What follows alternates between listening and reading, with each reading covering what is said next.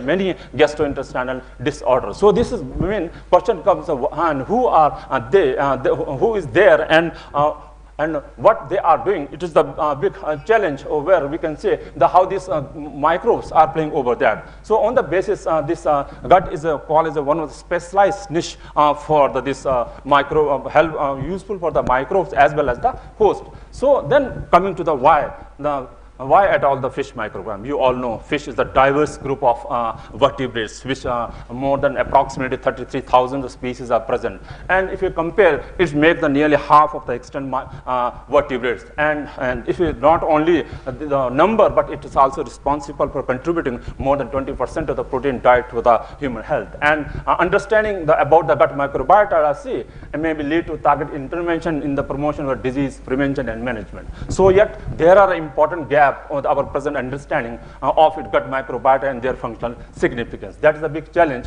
over that. So then when we're talking about the gut microbiota, if you see fish has to make the relationship with its host environment. On the basis we can say, if you say the environmental factors, there are so many different environmental factors are there. These environmental factors, for example, salinity of water, season, geographic location, rearing condition, of water quality, they all influences the diversity of this microbe present in the fish species, because fish has to every time has to face this with a different type of the microorganism, because the nature of the habitat where these fish species are supposed to survive. Then a host has its own genotype. So every fish has a different genotype. So and genes, as you know, plays very, very important role. So and that every fish has a different developmental stages. So the fish are exposed to the different set of the microbes in the day-to-day life, from the egg stage to the adult one. So and then when they are and the dietary factor, you know, fishes are carnivorous, omnivorous, and and dietary constitution is also responsible for having a diverse nature of the microbes in the body system. So on the basis when there is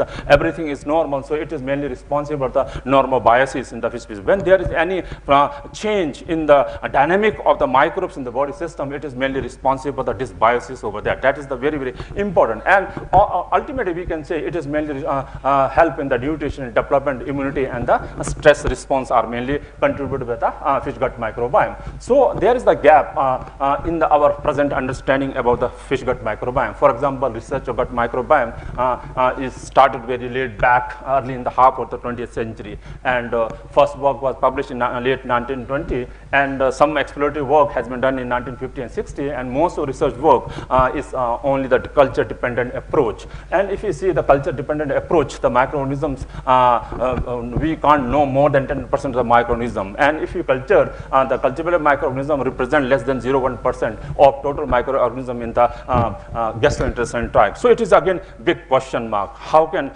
explore the diversity, because we know everywhere the microbes is present over there. So and that if we are stick to this only approach, the culture independent approach, it is next to impossible to explore the repertoire of the microbes present in the host. So the need of this another study is the call for the culture independent approach. That culture independent approach will help us to know about the diversity of the diversity and the functional repertoires of this microbe present over there. And if you see, fish has a different GI tract. So if you say less than 20% of the fish species contain stomach, the rest of the fish are without the stomach. So on the basis of the compartmentalization of the fish, again it is a challenge to whether the gut microbiome changes from the one region to another. So fish has a foregut, midgut, a hindgut, and some has a stomach. So what type of microbiota is present in this? This is again diversity of the gut microbiota in the species to species also vary over there, because of this anatomy of the gastrointestinal tract they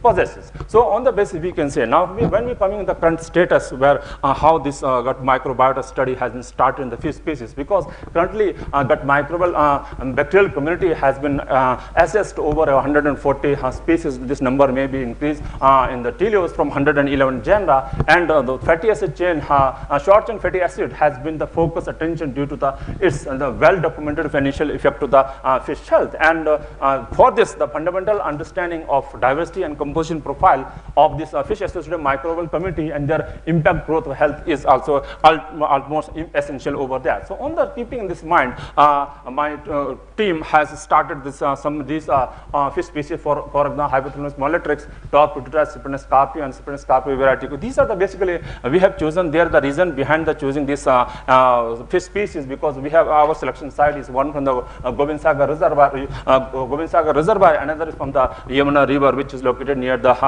Delhi. And these fish species, for example, Hypothalamus mollitrix, silver carp, which is accidentally introduced into the Gobind Sagar Reservoir, and now this fish species has become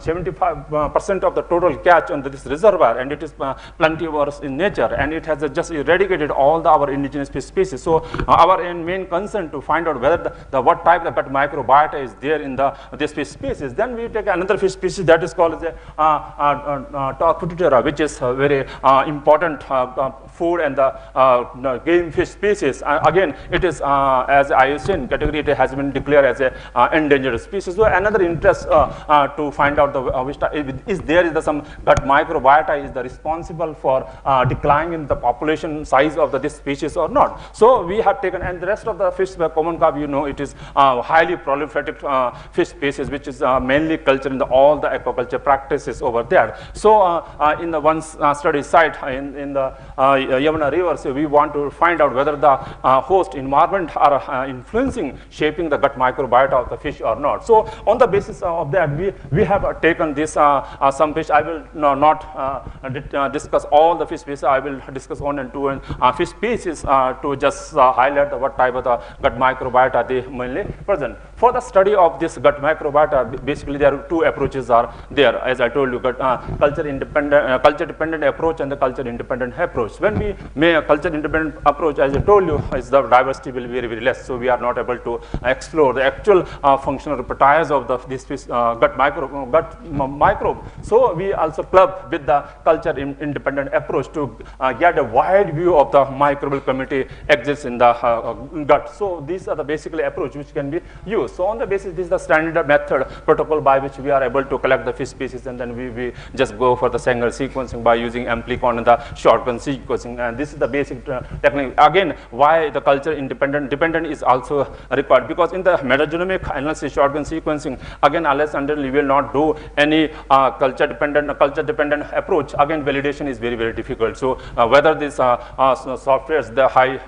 throughput sequences results are valid or not. So to just again, and another important of doing the culture dependent approach is to get some novel isolate that can be characterized for this novel potential. So we mainly use this is another method for the metagenomic DNA extraction, but these are standard protocols by which we are mainly used to extract the genomic DNA, and then after extraction of the genome DNA, we used to send it for the single sequencing. So whenever we do the sequence data generation, mainly shotgun sequence are done using Illumina HiSeq 2000 platform, and we mainly use this sequencing for the Beijing Genome Institute, China, and all the raw reads are processed to remove all the adapter sequences, and further we will use for the analysis. So for the microbial diversity, we use these tools for the metafile and the diamond for the know the diversity of the different types of microbial present over there. On the basis of this is the study of golden master Torputita by using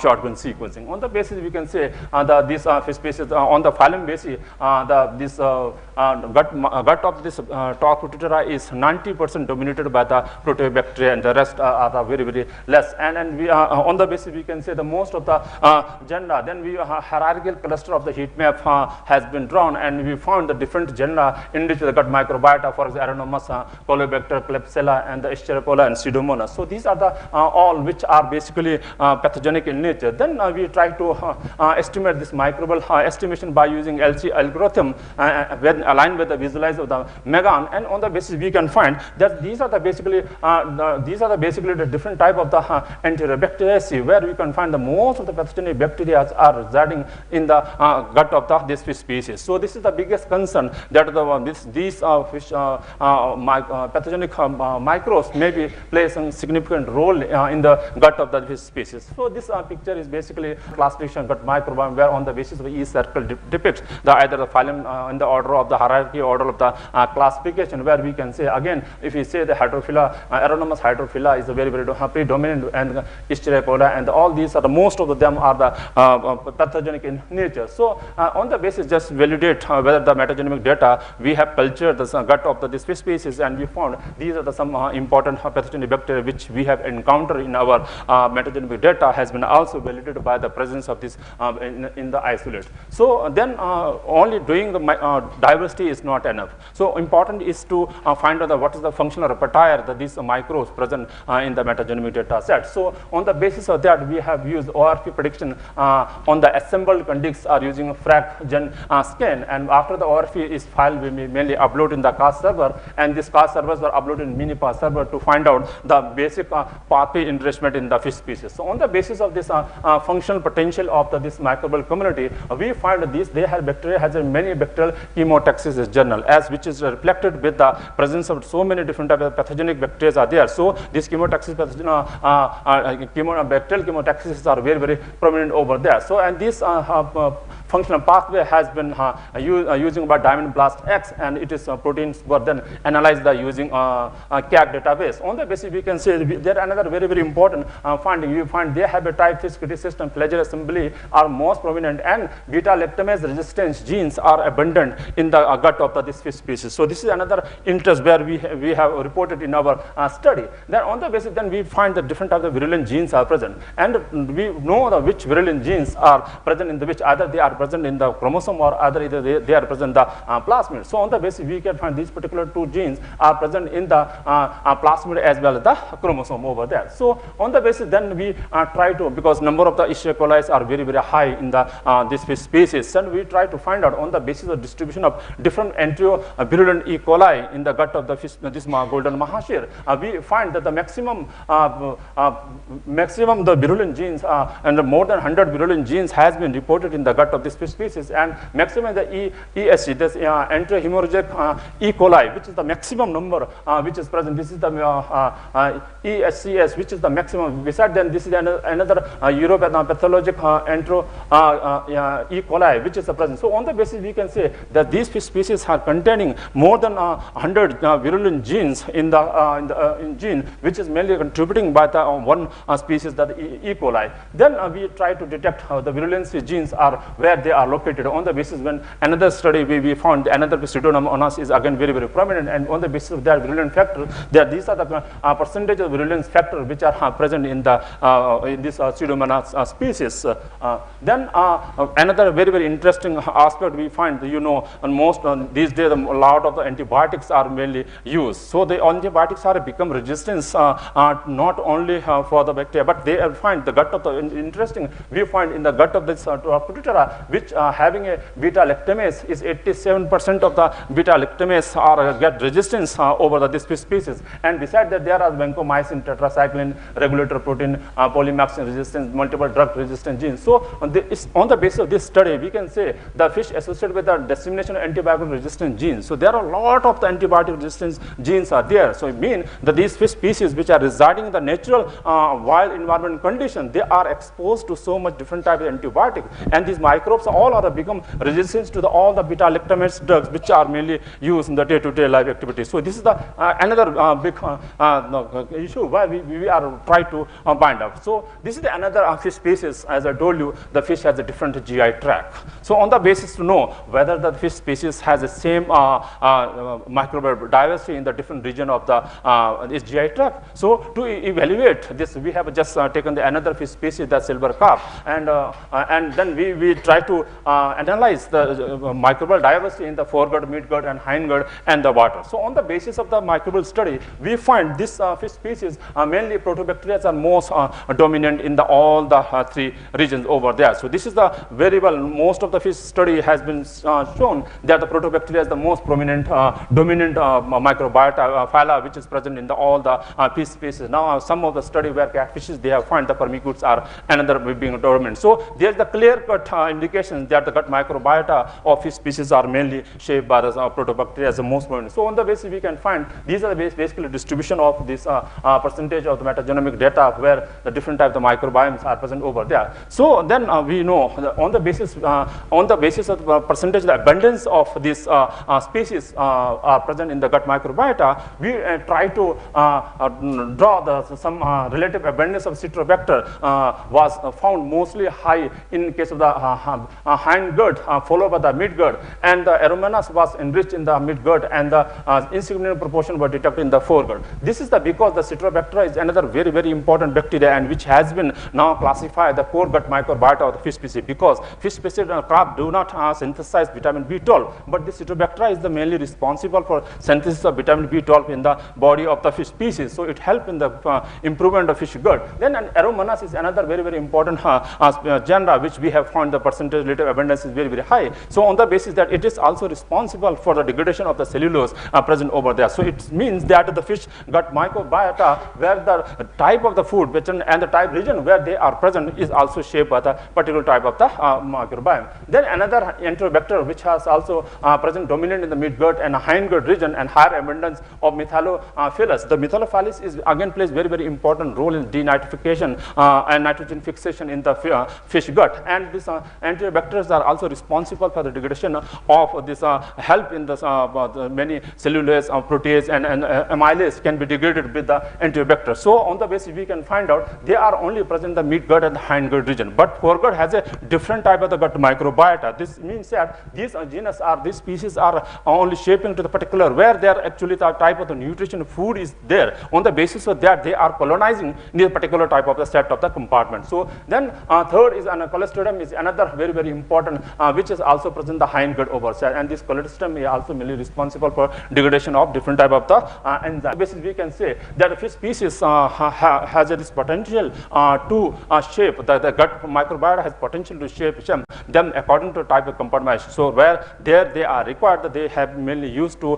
colonize in the particular area, and on the basis of the type of the feeding habit of this fish species, we can say this fish species has this particular type of the functional over there. So these are some basic diversity where we can say foregut and midgut. You can say if you try, draw these are different analysis has been done. On the basis we can say the foregut and the water has a maximum diversity as compared to the midgut and the hindgut. So on the basis where the foregut is the intimate connection with the host environment, so there the diversity is more. As the fish food moves from the foregut to midgut and hindgut, the diversity also goes on. So many different type of the pathways are very much dominant over this, are very much dominant over there. So it also reflects the nature of the feeding habit of this fish species. So then after that we try to find out what type of the enzymes are present in over there. So on the basis of the enzymatic study, when the analysis of enzyme, and on the basis of the study, we find there is a contrast in the diversity of the microbiota in the polluted as the unpolluted region. So and again the main curse of this study is to why do how these microbiotas are able to serve a harsh environment condition where the pollution level of the water is very, very high. So on the basis we then surprising we find there are so many different type of the microbiota, probiotic members of the microbiota which are present in the polluted site of the water system. That means the gut of these fish species are contain so many probiotic bacteria are present over there. So they are probiotic bacteria which are help the fish species to and defend and protect themselves from the different type of the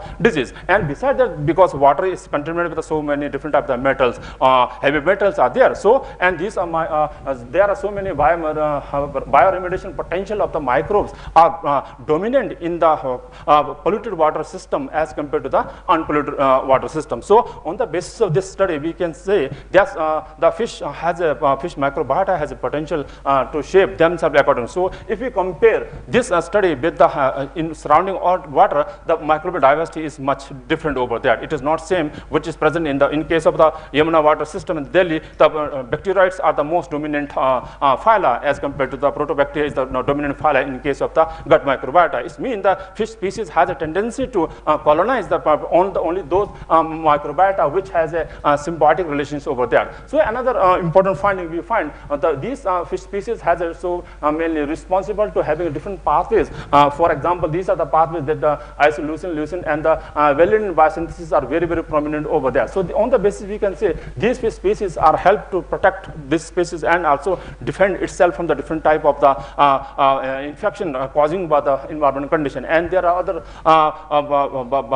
ecotoxins are there, which may also help the fish species from the harmful element present in the water system. So on the basis, we can say that is these study functional predictions also predict this species has reptiles of these pathways which help this fish species for this study. Then these are the basically some important study which my lab is working. I will not go into much more. So now coming to the fish of the gut microbiome, this is again very, very important feature of the fish microbiome. You know that as I mentioned, diverse nature of fish species having a different type of microbes are there. So if you compare, their microbiome can help the fish species for the disease resistance because it helps in the competitive escalation. And you know, day-to-day life, there are exposure of the antibiotics in the nature, and the fish species has a very, very complicated defense system from the innate system is very, very strong.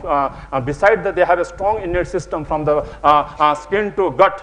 Everywhere you can find there are different types of the immune cells are there. These immune defense cells protect themselves. Besides that, these microbes are plays very, very important role because they have contain so many different types of antimicrobial body in the surface of their body system, which help them for the protection from the different type of disease. Then it is also help in the immune stimulation and malformation antioxidants, which mainly help the fish species for over there. Then it is also help with the growth axis and also feed uptake of the appetites. This is another, you know, the how increase the appetite by using different types of probiotics. Nowadays, it can be used. Then feed conversion is another way the microbes has been widely used the feed conversion. So the fish will be not able to treat it with any antibiotics. So these bacteria and antimicrobial bacteria can be generated so that for the purpose. So this is take-home message. You all are very much familiar about this gut microbiota because now we have a market. We do have a prebiotic, probiotic, and symbiotics are there. So if you are aware of the probiotics,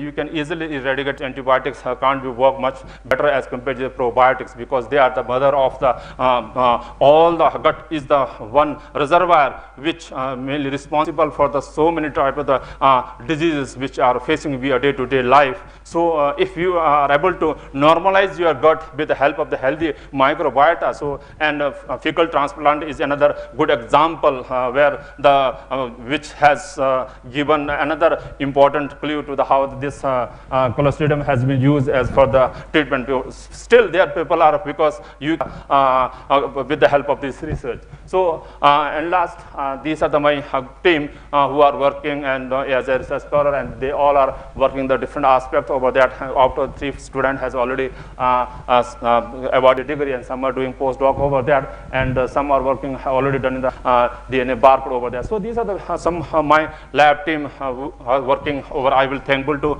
all my students because of their effort. Today I am here to share little information about the fish gut microbiome. I hope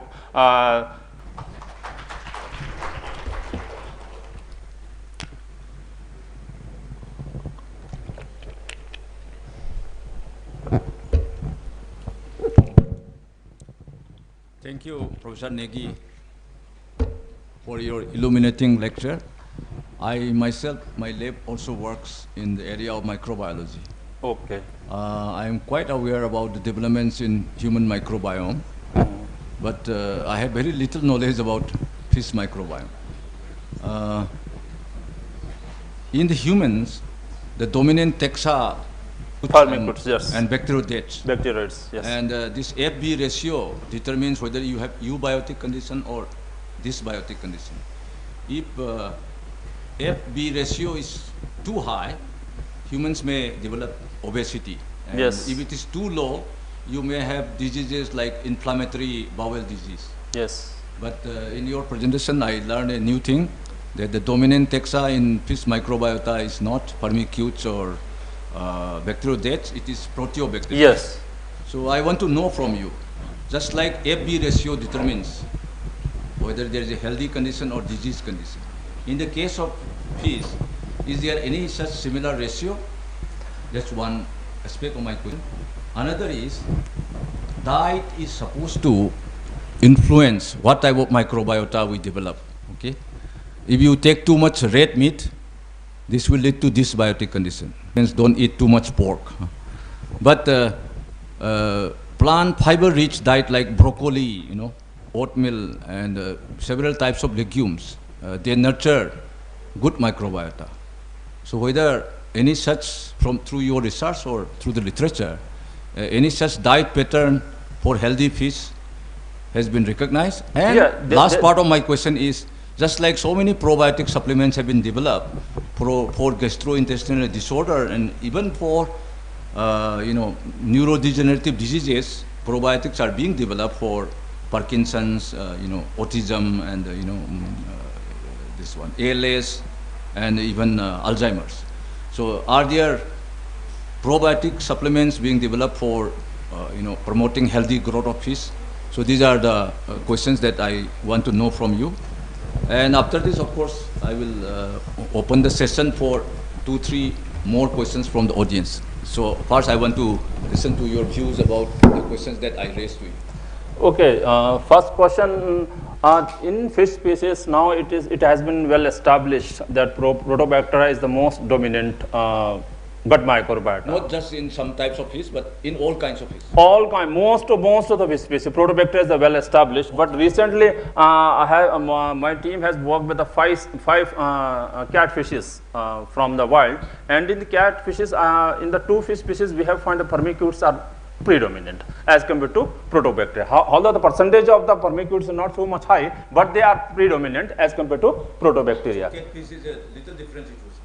Yeah, catfishes are different because I have started this work in the catfishes, and I have taken the 5 fish species, and where we find the rest of the 3 fishes has a Protobacteria are dominant. And if you see in the global label, in the literature, Protobacteria are the most dominant fish species, microbiota in the fish species. And second question, you say the diet has a very, very significant role of the fish species, as I have already mentioned in the case of similar ratio like F is to B in the case of humans. So in the case of fish, there is no such ratio. So, but in case of, because it will, lot of work has been done on the fish, where the many scientists has manipulated the diet of the fish species.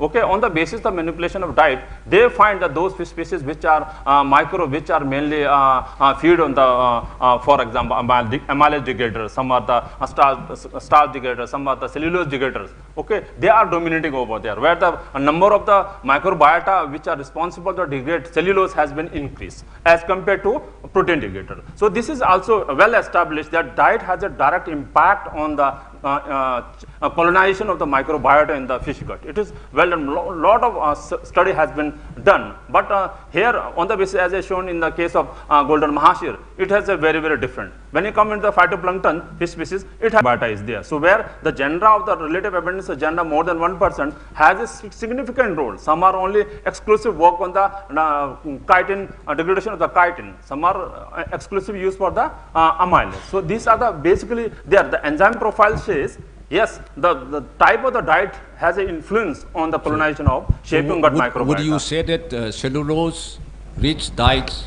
will be good for healthy growth of fish? Yeah, if you want to know a cellulose diet, again it's the nature of the fish.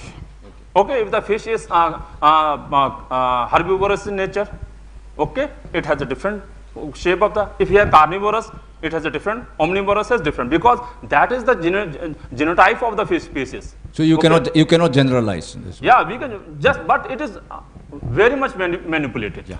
It is very well manipulated. What about the commercially developed probiotic supplements for there are a lot of probiotics are now available in the market for the bacillus. Lot of the probiotics are there, and some workers are working on. So there are too many products already. Yeah, already so many products are there in the in the market for this aquaculture practices, because this mostly diseases occur in the aquaculture practices, because the India is the second largest producer of the aquaculture fish in the world.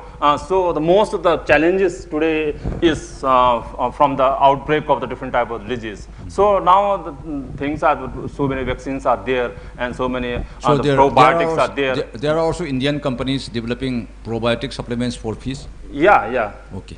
So Thank you for your answer.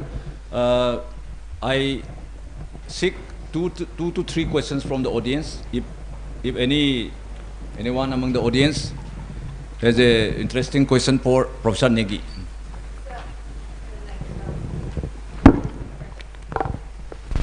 Microphone. So that was a very interesting talk on fish microbiome, the gut microbiome actually. So I would like to know, about the fish, because I am also trying to start the microbiome work. So is the fish microbiome dependent on the trophic level? Or it is more, affected by the habitat of the host?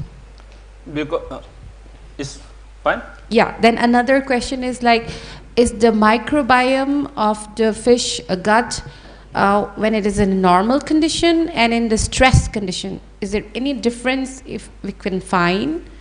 So these are the two questions I would like to raise. Okay. Thank you, sir. So the fish species has a different trophic level. Okay, some are surface feeder, some are column feeder, some are bottom feeder, and every trophic level has a different composition of food. Okay, on the basis of that, if talking about, we call some species are filter feeders. Naturally, they have a food composition maybe of a micro level. Okay, so on the basis, yes, there are a lot of study has been done, not in India, abroad, where they have straightly said the trophic level has a influence on the shaping of gut microbiome, because the food is present in the bottom and column and surface has a different. So the fish will able to take those food which are present in that particular trophic level. So it has an impact over that. And another question was your? Whether the microbiome in normal condition and the stress condition, whether is it different? Yeah, the stress because stress condition, there are so microbes which mainly triggers the instigate the hormone, stress hormone will get activated. So I talked with brain gut axis, where they send the information, because they are changed, the stress level increase over that, so our stress hormone get activated of the GI tract of the fish species. Okay, so the microbes also plays very, very important role in the change the crosstalk between the brain and the gut. So it has been also studied and found that these because they play very, very important role over there. So it will be different. Okay. Yeah. But sir, in my first question, I was asking that both the trophic levels and the habitat, it shapes the microbiome, that we know. But I was asking which one influence more, whether the habitat or the trophic level. Because it depends upon whether you are taking the sample from the wild. Okay, and either you have just taken the model system in your aquarium, so on, where you try to change the trophic level over that. So if you say the habitat, the fish species has to constantly in touch with the this environment. So the change of the habitat, where the water quality and so many factors also influences over there. That influence is not too much. And as shown in the case of gut microbiota of the Yamuna River system, where the water quality 200 kilometers away from the Yamuna River, we find there is a drastic change of the gut microbiota in the Yamuna River fish species is different, where the maximum bioremediation and the probiotic candidatures are there. But in case of the less polluted water, there is a very contrast. That type the probiotics and biodegradable organisms are very, very less. So it depends upon, because they are exposed to environment. So on the basis they used to shape, and they have a potential to just use only those food particles which is required for their well-being. It's very much clear. Thank you, sir. Any more questions? Yeah. A very nice presentation, sir. I am curious to know one question, is it the genetic background of a particular organism is associated with the abundance of the gut microbiome? Yeah, some studies are there. Okay. Where the genotype of the fish species also have a different. Some study is there where they have studied, they try to correlate between the genotype of the fish species with the gut microbiome, and they found they have a contrast. Studies has already done. Okay. The genotype as a gene has some role, which Yes. I have already shown in the main slide, where the genotype of the fish species out of protobacteria are more dominant, because the fish species has to direct contact with the water body. So possibility of that the engulfing more and more water with the help of this is also response. So the some fish species carnivorous has a little, because the type of the enzymes created by the fish species for the digestion of the food particle, it also depends upon. So fish species having a carnivorous fish has a different enzyme repertoire, and the fish species which are the herbivorous in nature has a different repertoire. So this is very well studied. Second one, what you ask? So is there any relationship with the human health who consume fishes now? Okay, in human health, if you say the gut is mainly not used in anywhere, okay, but while processing, because gut is not, microbe is not only present in the gut, it is present in the surface of the body of fish species also, okay. While handling, you will find that you will expose to the any type of the microbes. Okay, but in the muscles, some study has been done, the muscles also. I think what Professor was asking, if I guess correctly, is you are studying fish and their microbiota. So what kind of fish with what kind of microbiota, when consumed, will be beneficial for human health, and which types will not be beneficial? That probably this is that is your question? No, he asking the type of fish species, or I think so. no, because fish we mainly use to take mussels. Okay, so the probiotics is the only one, either you talk of the fish or a mammalia. Okay, probiotics is another row, which is a beneficial bacteria which can be taken by the man and human being and the fish species, bacteria. So it will respond for the dysbiosis over that.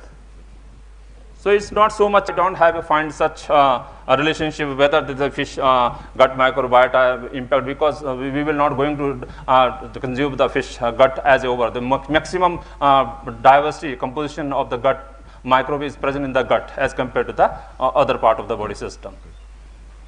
Okay. Thank you very much, Professor Negi, for your excellent talk. Let's give a big hand for Professor Negi. Thank you very much. So, with after the illuminating talk on the wonders of his gut microbiome, we come to a very hearty topic about the matters of the heart. Probably we'll learn from the next lecture. Nowadays, heart diseases and sudden cardiac arrests are becoming very common. From the next speaker, we will learn the secrets of how to keep a healthy heart. So the next speaker will be Professor Sagartirtha Sarkar, a little tongue twisting name. Sagartirtha Sarkar from the University of Kolkata. A brief background of Professor Sarkar, who is currently professor in the Department of Zoology, University of Kolkata. He earned his PhD from the same university where he is working now, and he had postdoctoral training in Cleveland Clinic Foundation, and he was also visiting scientist, Department of Medicine, University of California, San Diego, and he is an elected fellow of National Academy of Sciences, India. Professor Sarkar's lab is one of the few laboratories in India which studies molecular mechanisms of cardiac diseases. He has developed nanoparticle-based drug delivery systems, and he also is doing myocardial tissue engineering work to enable myocytes to develop self-regeneration capacity. He has successfully implemented 16 research projects, and he has published about 45 peer-reviewed journal articles, and he has independently guided a large number of PhD students, 21 here, and several MPhil students, and he has he holds a patent on a nanoparticle-based drug delivery system from the Indian Patent Authority, filed in 2013. Now, let's all listen to Professor Sarkar on how to fight off a failing heart. Am I audible? Okay. Professor Sarkar. Okay. Thank you, Chairman sir, and thank Professor you. Sarkar, just excuse me, just 1 minute. Yeah. This lady wants to make an important announcement. Yeah.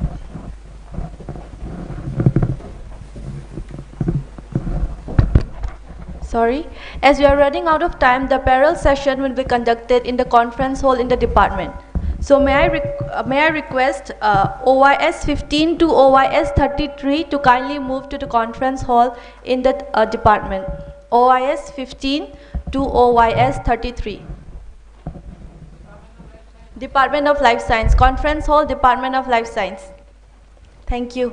Now, back to Professor Sarkar.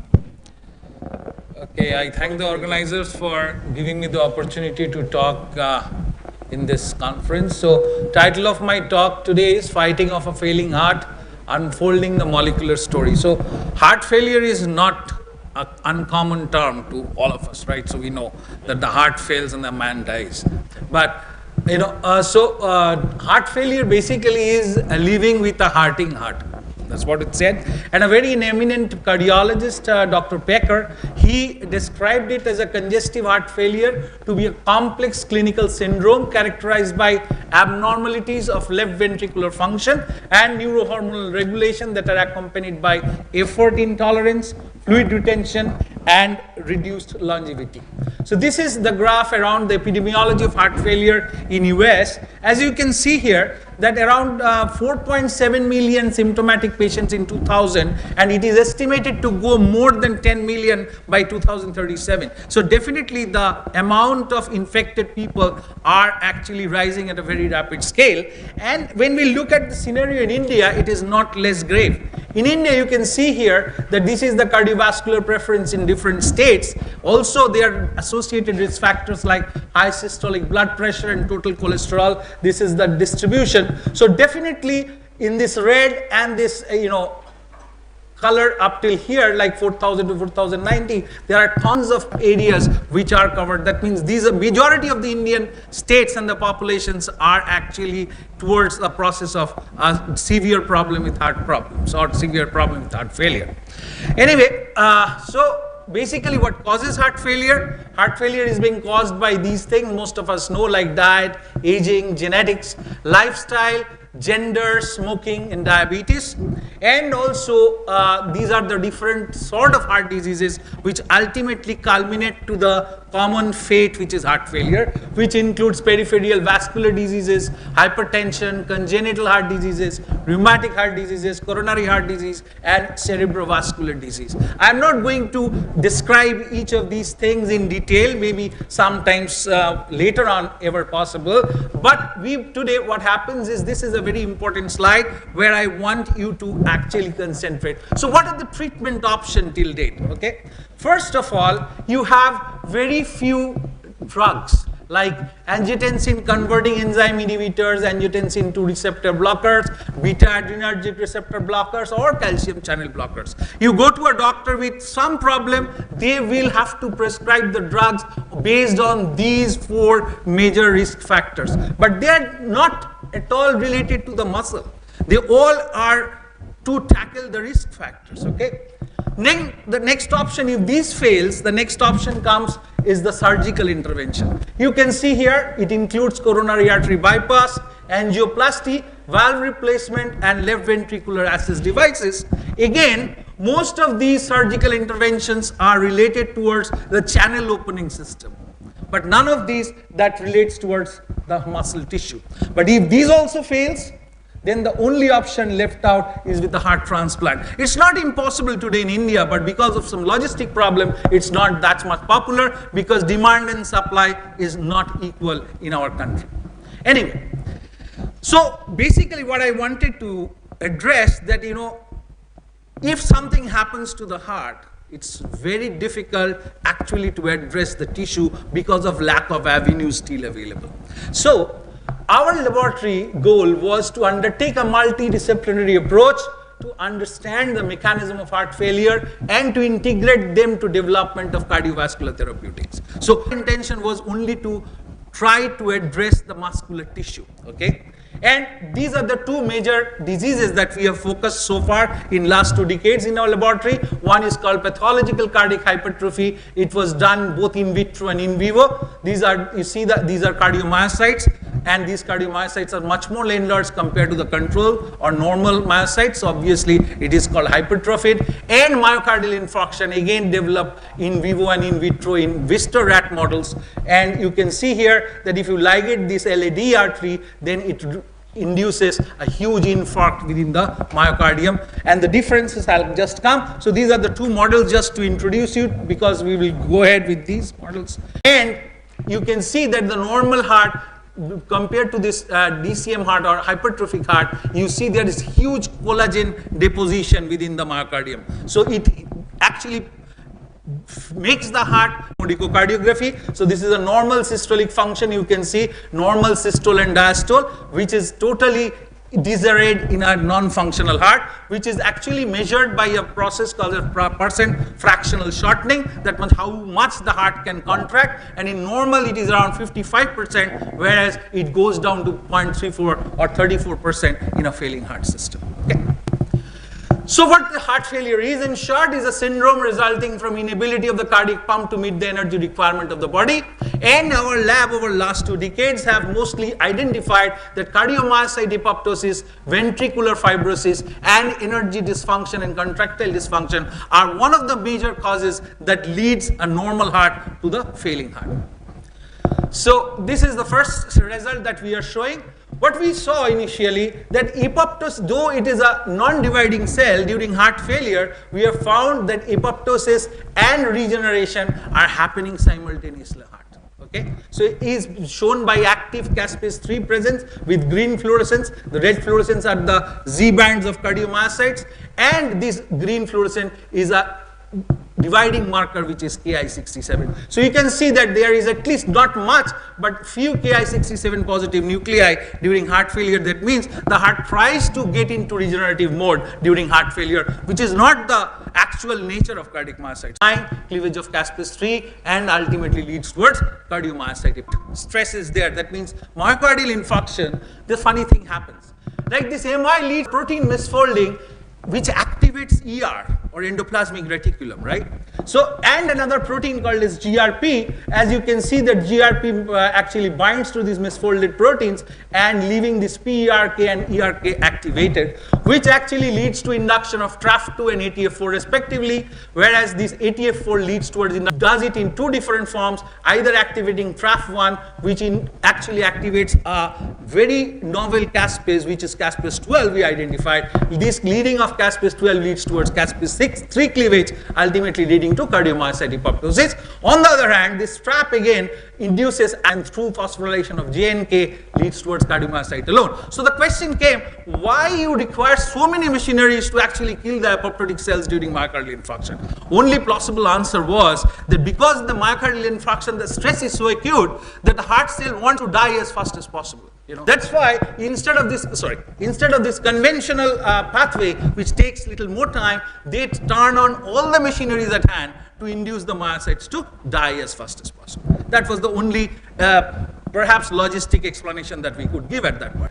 With that thing, another protein was identified through this particular graphical model would actually justify it. So this is how it looks during MI. There is induction of both BAX and alpha crystalline B. This alpha crystalline B goes and binds to VDAC1 as I showed you earlier. This binding actually blocks the release of cytochrome C out from the mitochondrial MPTP pore. Therefore, the mitochondrial part of the apoptosis is blocked, and however, it prefers then the other organelle, which is endoplasmic reticulum, to be activated to kill the cells like that. Okay. So to prove that, what we did the experiment using siRNA to cryAB, and you can see here when cryAB activation was blocked during MI, you actually see the release of cytochrome C. That means it is true what we hypothesized, that cytochrome C, then we concluded that it acts as an inhibitor of mitochondrial apoptotic cascade during MI. Okay, so that's why it blocks the mitochondrial cascade and induces ER to be activated to kill the cells. Okay, and so I would just leave this. This again becomes a little complicated, so I'll just leave those. And this is another interesting story I just want to share. So what we found that P53, you know, is a tumor suppressor gene. Everybody knows, right? So P53 was found to be hugely established or upregulated in failing heart samples, as you can see here by green fluorescence. Okay. So there was still no connection between P53 and heart failure. Okay. So what we thought that instead of looking here and there, we actually double knock out a thing. What we did, we made a transgenic mice. This mice was given from the Cleveland Clinic. This was called as a myotrophin overexpressed mice, which actually shows heart failure. And from Jackson Laboratories, we found a P53 null mice. Just by Mendelian cross, you know, at the end of F2 generation, you find that you will have a mice with a genotype M plus by M plus, P minus by P minus, means that you actually could negate the P53 effect in the heart failure mice, which are the myoplus plus mice. Okay, that's what we did, and wanted to check what happens if P53 is deleted in vivo. So this is what it is, are untouched. Okay, the same thing here. Sorry. However, if you see that if you just do not have the peptide here, which actually locates the myocyte, P53 downregulates it everywhere. Every tissue is being downregulated. Okay, so that means that our delivery system has the specificity to downregulate the gene of interest in the heart. It also reduces Caspase reactivity assay. That means it basically reduces apoptotic load, but not in other organs. And functionally, when P53, you see that any animal which was put into in vivo system, put into left ventricular hypertrophy, it has got severely compromised function, which actually significantly upregulated when P53 is knocked down. So this was a direct report actually, that if you ablate P53 in a targeted way, you actually better the cardiac functions. Okay, so this was one gene we could identify could be used for a proper therapeutics later on. So this was the paper that we got, and this actually attracted a lot of media attention, national and international levels. So we thought that we perhaps could have put up a jackpot, but unfortunately in this country, when you have something to take it to the bench from bedside, you have to toil a lot. We have learned over last 1 decade. Okay, I'll tell you this story. So we didn't stop here. So we thought, let the industry take up whatever they want. I will do my part because I use it at a transgenic transient model to make whether I want to knock out any gene and check it during what is the function in heart failure or knock in. So I'm talking about the knock-in facility now. So as I showed you earlier that I had in this particular part, most of the altered proteins were basically metabolism related proteins. So we thought metabolism must have a role in heart failure, how it is. And for metabolism, this peroxisome proliferator activator receptors, alpha has got, these are the three isoforms, alpha, beta and gamma. As you can see, most of them are responsible for something other in the field of metabolism. So what we chose this PPR alpha, and what we did, which this, sorry,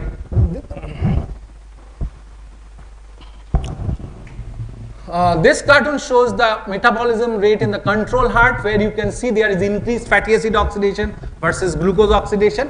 But in a hypertrophied heart where function is compromised, the reverse thing happens. Here actually glucose oxidation goes up and fatty acid oxidation goes down. Okay.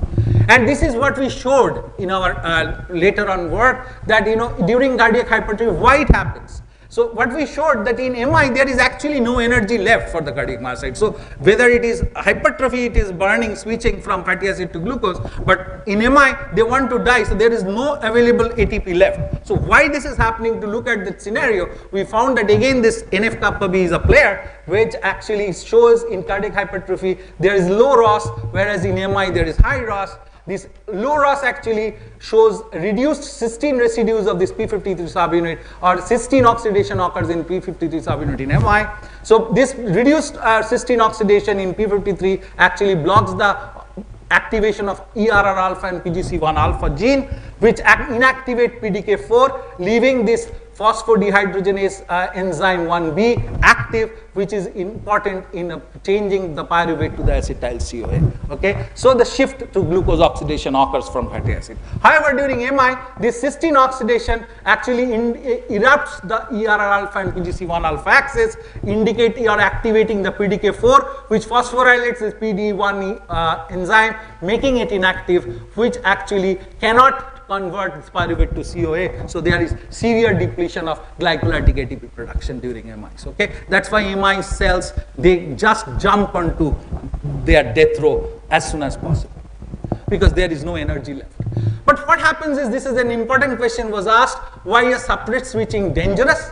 Because we also identified that cardiac hypertrophy actually activates one very early response gene, CBBB beta, which actually blocks PPAR alpha and induces PPAR gamma subunit. So PPAR gamma induction means activation of fatty acid uptake goes up, and PPAR alpha blockage actually induces GLUT4, which is responsible for glucose uptake, but blocks the fatty acid oxidation markers. Therefore, what happens is, and very lastly, fatty acid uptake is more than fatty acid oxidation, and glucose uptake is glucose more than glucose oxidation, leading towards glucolipotoxicity during cardiac hypertrophy, and then ultimately leads to cardiac dysfunction. This is another way the myocytes, because of the change of substrate, also leads towards cardiac deformation or dysfunction.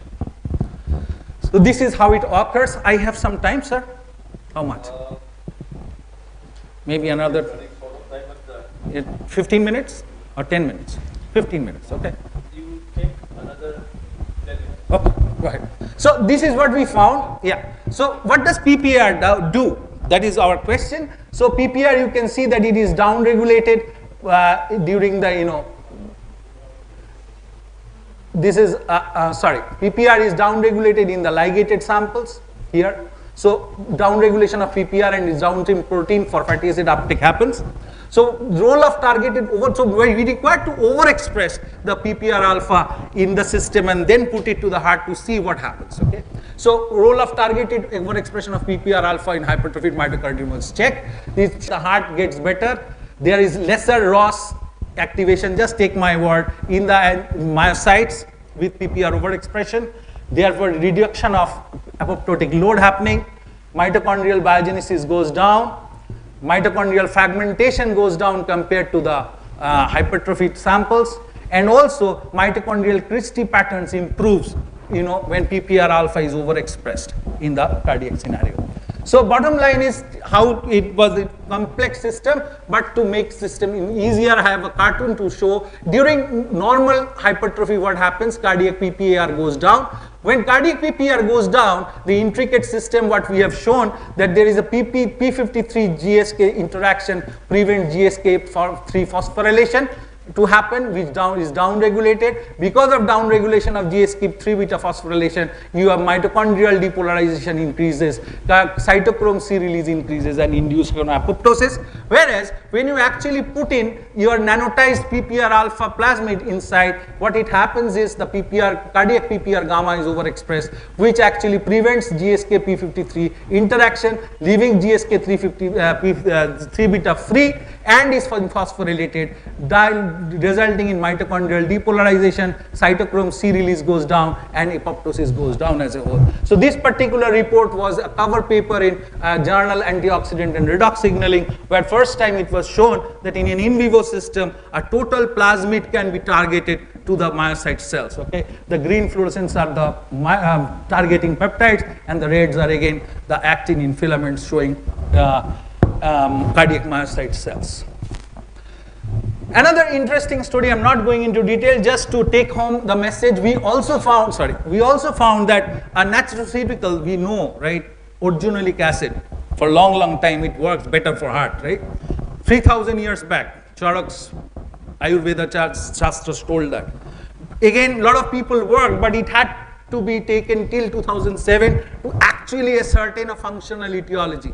we showed for the first time that this organolic acid actually induces the PPR alpha. So it works as an agonist. And not only that, it actually working much better than fenofibrate, which are the basically normal drug in the market to induce PPR alpha. Okay? So organolic acid can do that wonder. I'm not going into that. We have nanotized organolic acid, trying it to be one of the drug molecule later on. So last part of the story, this is a funny part because, you always know that doctors came up once the stem cells were up, so people thought that stem cell might solve the problem. Okay, so I'm not going into detail of this, but the problem is stem cells has a lot of limitations. One of them, the mobilization, homing and engraftment, transdifferentiation, and among all these things, functional system syncytium formation. You can see here, they are regenerated myocytes. Definitely myocytes are regenerated in a failing heart, but this is an orderly pattern which induces the contractility of the heart, right?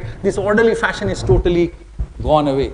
Okay, so this functional syncytium develops the myocyte. It combats the loss of myocyte for apoptosis, but the heart ultimately fails because of fibrillation.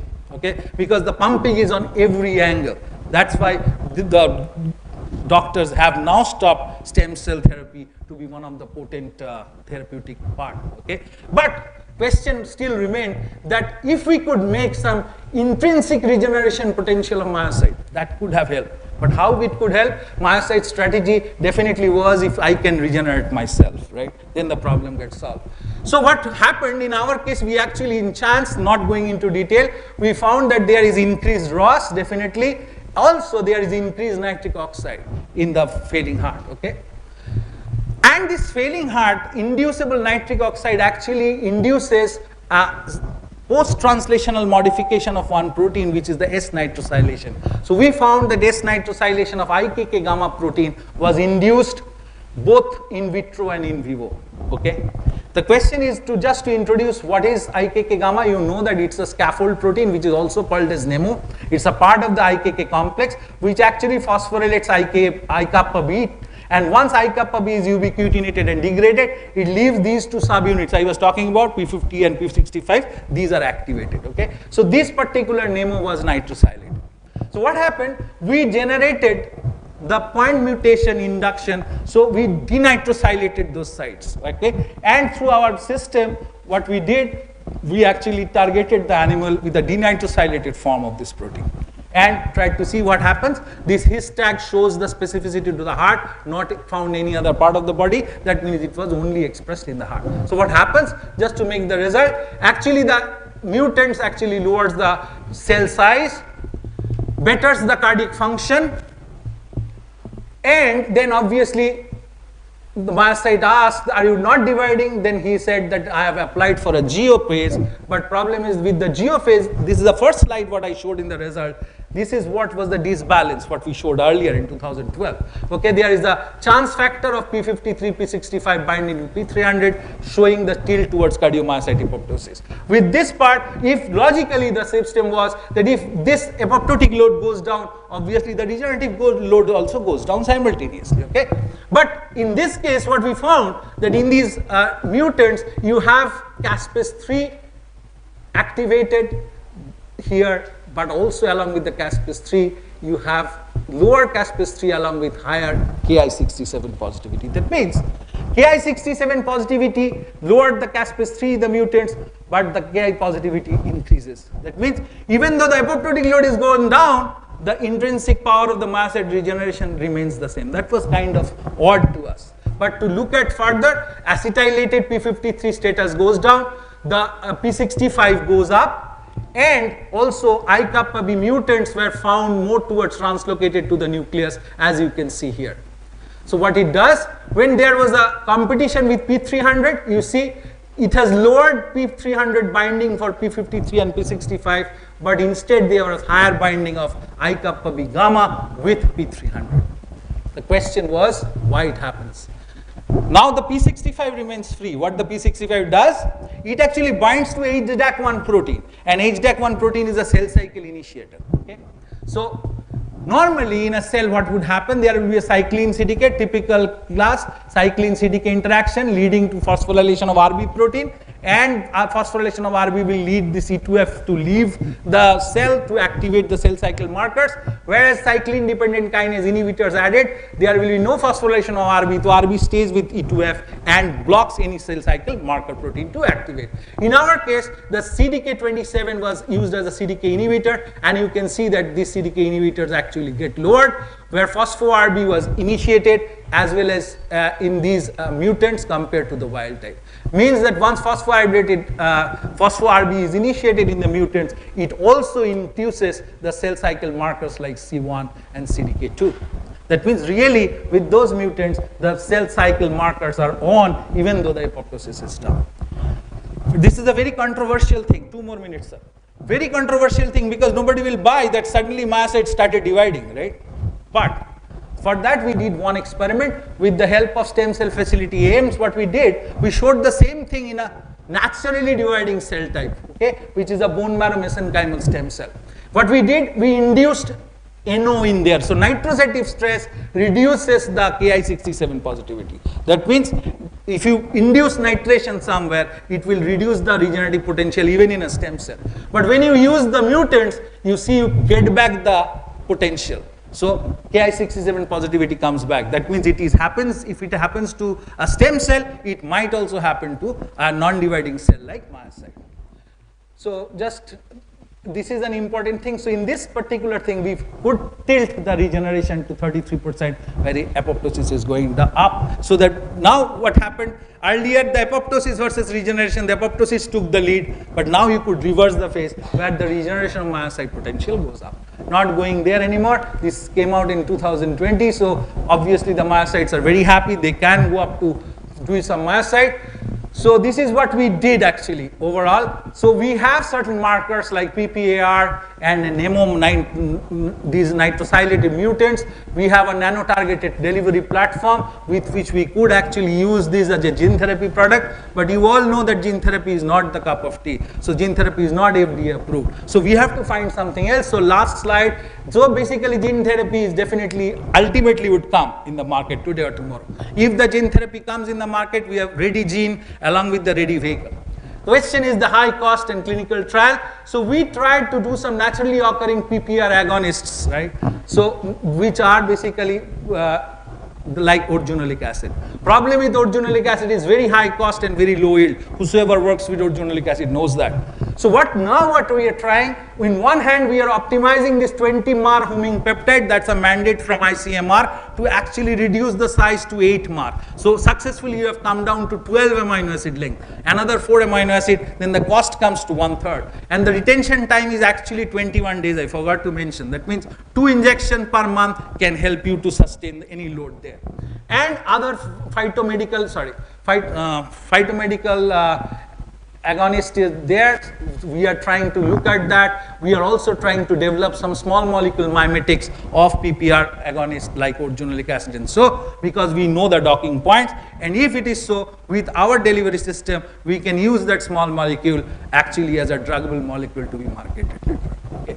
So, and this is our group over last 20 years. Most of these guys are abroad, whosoever are inside, and they are the newer batch who are working now to take our flag forward. Okay. With all these things, I am ready for any question, and thank you for, because it's a long time you are patient. I thank you all for patiently listening. Any questions? I would like to answer. Thank you, Professor Sarkar, for your wonderful talk and some of the exciting developments in your lab, which touches our heart. And hopefully your findings will successfully move from the laboratory to the clinic. Maybe. So we before look I forward retire, to I hope so. And your findings may save many a failing heart. I just have a small question. Yes, sir. In the media frequently, it's reported quite frequently, over-reported, that this sudden cardiac failure is killing so many young lives.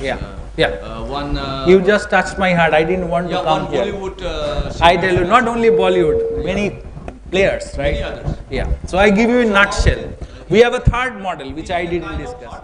Or is it a special kind of heart It's a special kind of heart failure. I just give you one reason. Is it also related with P53? 1983 and your... Absolutely. I can tell you the I want reason. to know that. Yeah.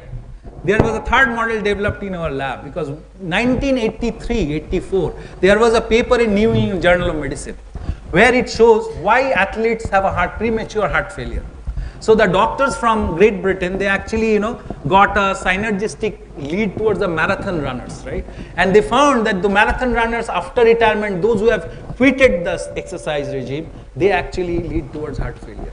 Question is, these marathon runners normally have a better heart than a normal heart, okay? They are called as super heart.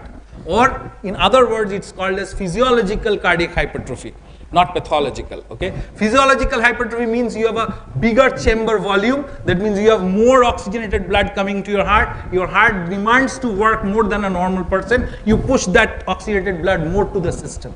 So marathoners have bigger heart. Question is, we mimic that with mice model, putting them to exercise, okay? So this exercise means a regimented exercise, not like that.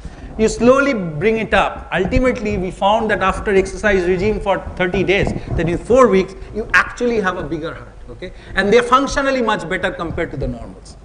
But what happens when you leave them under a normal food, normal temperature like other mice, they suddenly die after 15 days, start dying after 15 days. And when we actually did a movie on that, we saw that they die like a normal heart failure, like they start gasping, they have a severe atrial fibrillation, and they die within 5 minutes.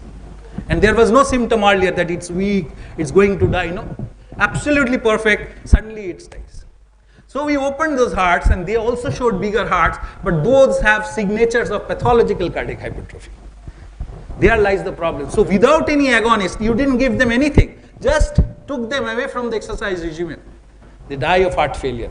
Okay, so we thought this is the way a good heart transcends to a bad heart, means physiological hypertrophy transcends to pathological hypertrophy, and we are in a mood actually, we have a couple of papers on that, but people were not ready to buy that. People say, no, it doesn't happen.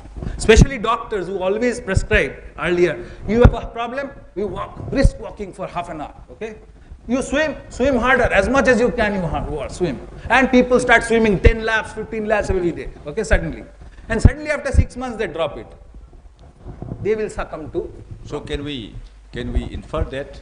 Now the doctors, after our paper and after severe debates, yes, exercise is a must. Unless you can continue it. No. What you have to do, you do it on a lower dose. That's now the doctor's take-home message is, do not go into regimented practice. I don't advise anyone to become myself. I am obese, okay? I don't do any exercise. But whenever you start doing exercise, don't overdo it. Do it to the extent which your body can withstand. Don't develop physiological hypertrophy. If you develop, you have to continue it till you die. Otherwise, the heart will make you die prematurely, okay? So it transcends to that. Any other questions from the audience? Sir. Very. Hello. Yes, sir. Professor Sarkar, thank you very much at the first outset. And your lecture is very, very technical and very much difficult for some of us. So, every one of us have a heart, either big or small. Yeah. But please don't mind, do you have any, can you give some clue for protecting our own hearts by ourselves? Some protective or preventive measures? Taking your own heart means? To protect our hearts ourselves. You need to take your heart to heart failure. Sorry. No, sir, he is asking, your lecture is very technical. No, I understand. Very interesting. So can you give in common man's language, what are the tips for maintaining a healthy heart? Sir, I could try as much as in a common man's language with minimum of data. Yeah, okay. I know that. So I didn't show any data on purpose because I know that it will not be very easy. I'm a teacher and of plus, biochemistry. this is not cancer that everybody knows and talks about, right? But he's telling cancer, everybody is an expert in India. Problem is, this is a new field. Some tips for maintaining. But sir was asking something else. Yes, sir. So that we can protect our own hearts. Sir, there are not devices, but people are trying to find out markers, serum markers, that from blood, if you take some markers, if those markers can be indicative of a heart situation. Till now, you don't have any marker, unfortunately. Your C-reactive protein is the newest one, only troponin I and troponin T, okay? But troponin I and troponin T doesn't give you the section or the ability of the heart, how much different the heart is. I didn't show on purpose. Another very complicated slide where it was shown that this MI also has got gradation, right? You go to a doctor with a patched heart, the doctor will say, oh, severe MI. How the doctor knows it is severe without looking at it? It is like that there is an adaptation. We put these myocytes under hypoxic stress, okay, both dose effectively as well as time.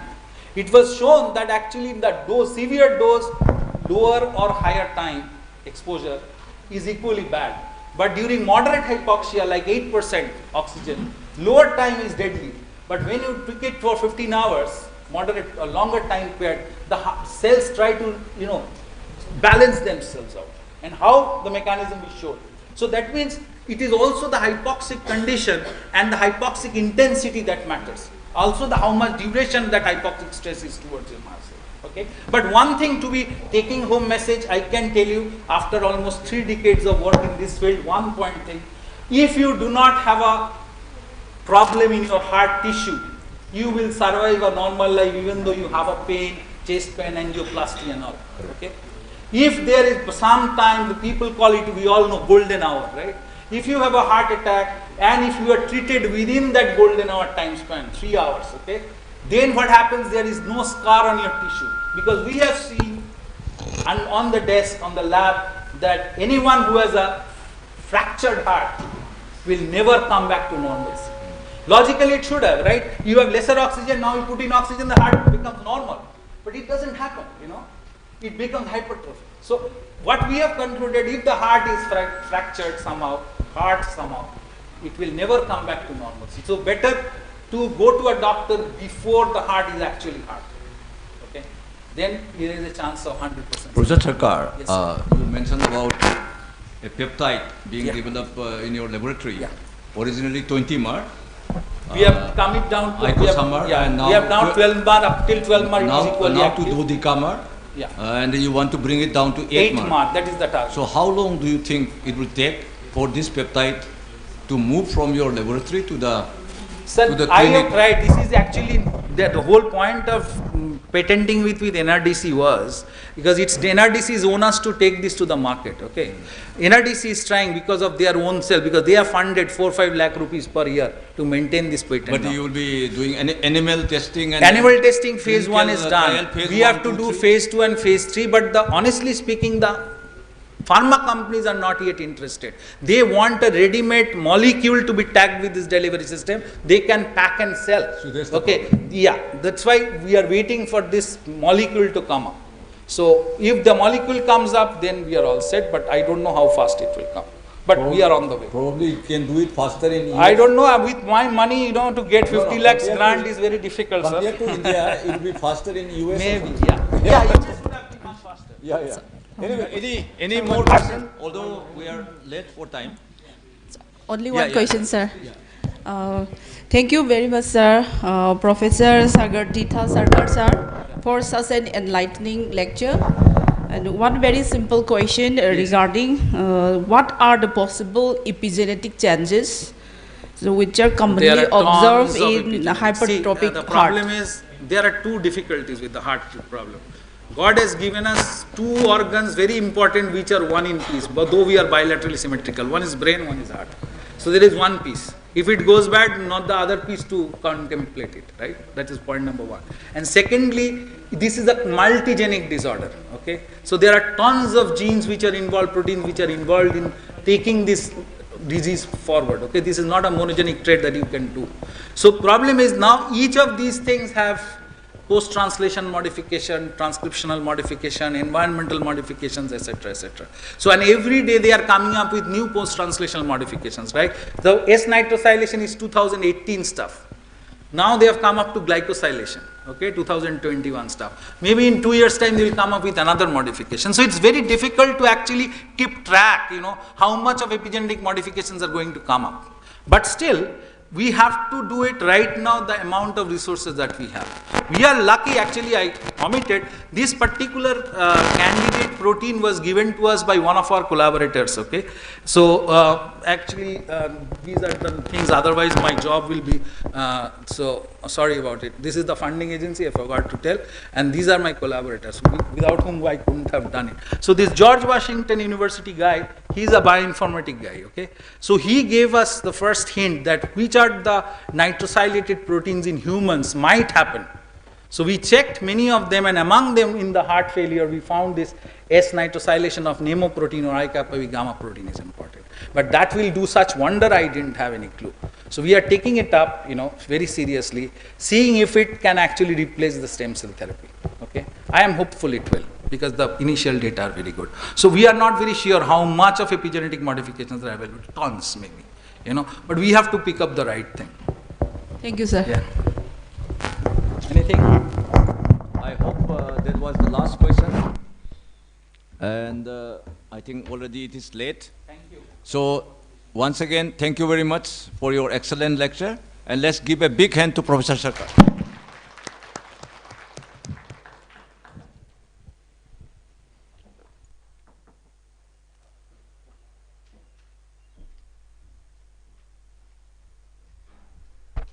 Thank you, sir, for the insightful and interactive session. I would like to request Professor Debananda Singh Ningthaujam to kindly felicitate the speakers. Professor Ramakrishna Negi, may I request you to come up on stage, please?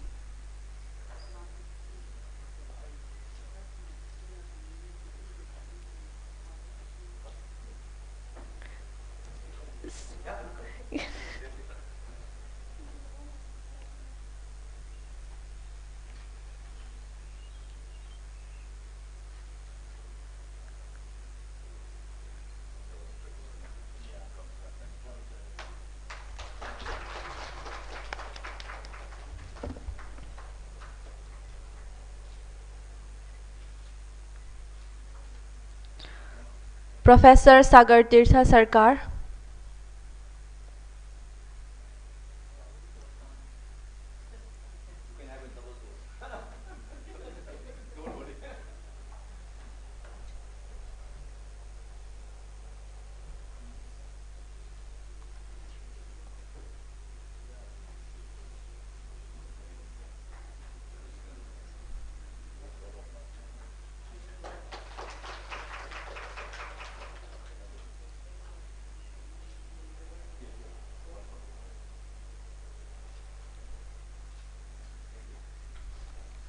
Now may I call upon Professor T.H. Binoy Singh to kindly felicitate Professor Debananda Singh Ningthaujam.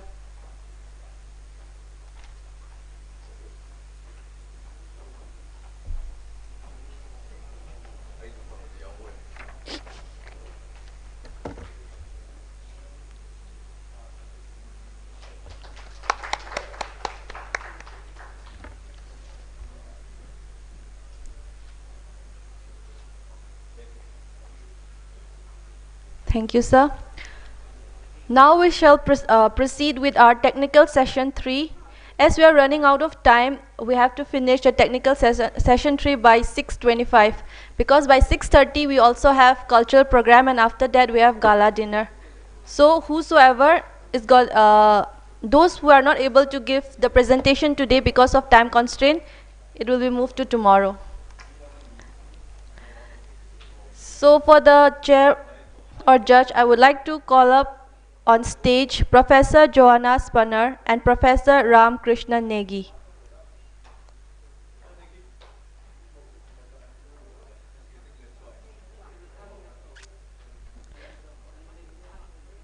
This will be young scientists oral presentation from OIS 1 to OIS 15.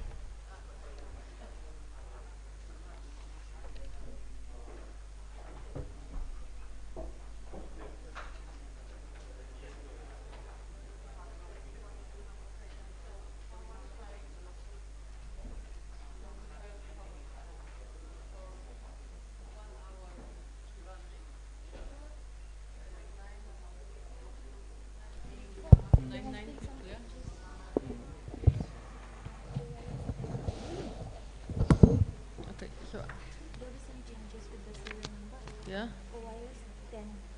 10 will be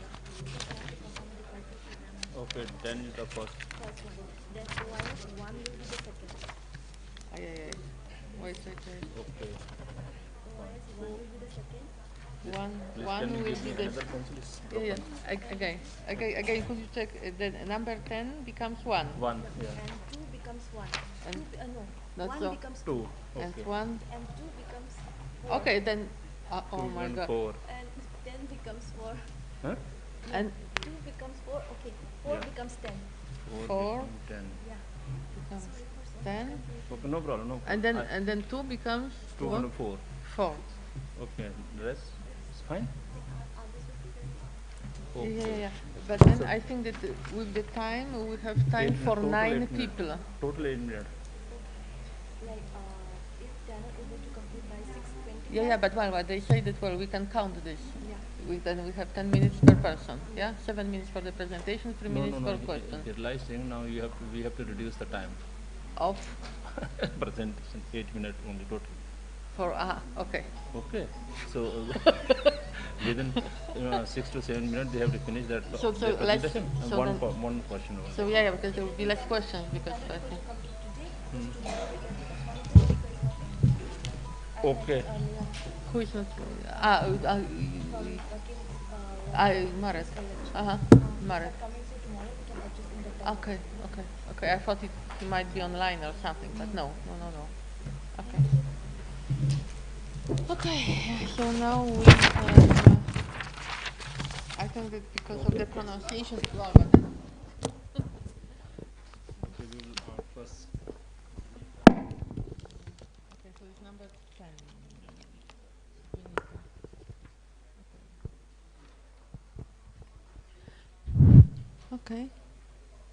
Okay, so welcome everybody to the presentations of young scientists.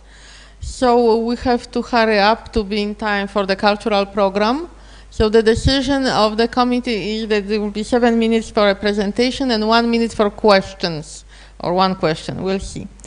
And then, so there are also some changes in the order of the presentation. So the first one will be given by Ginita, or Ginita, how do you pronounce this? Ginita, who is going to talk on essential elements content in freshwater snails. So please, the floor is yours, and you have 7 minutes.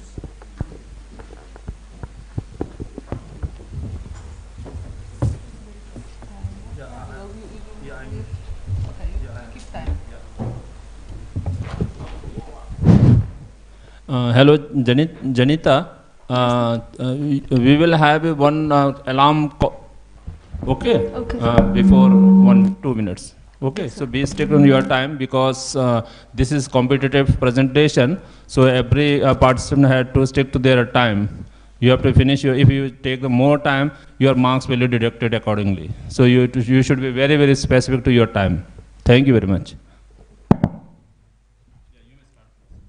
A very good afternoon to one and all, respected chairs, professors, and dear attendees. This is Jinita Lorembam from Animal Physiology Lab, Department of Life Sciences, Zoology, Manipur University.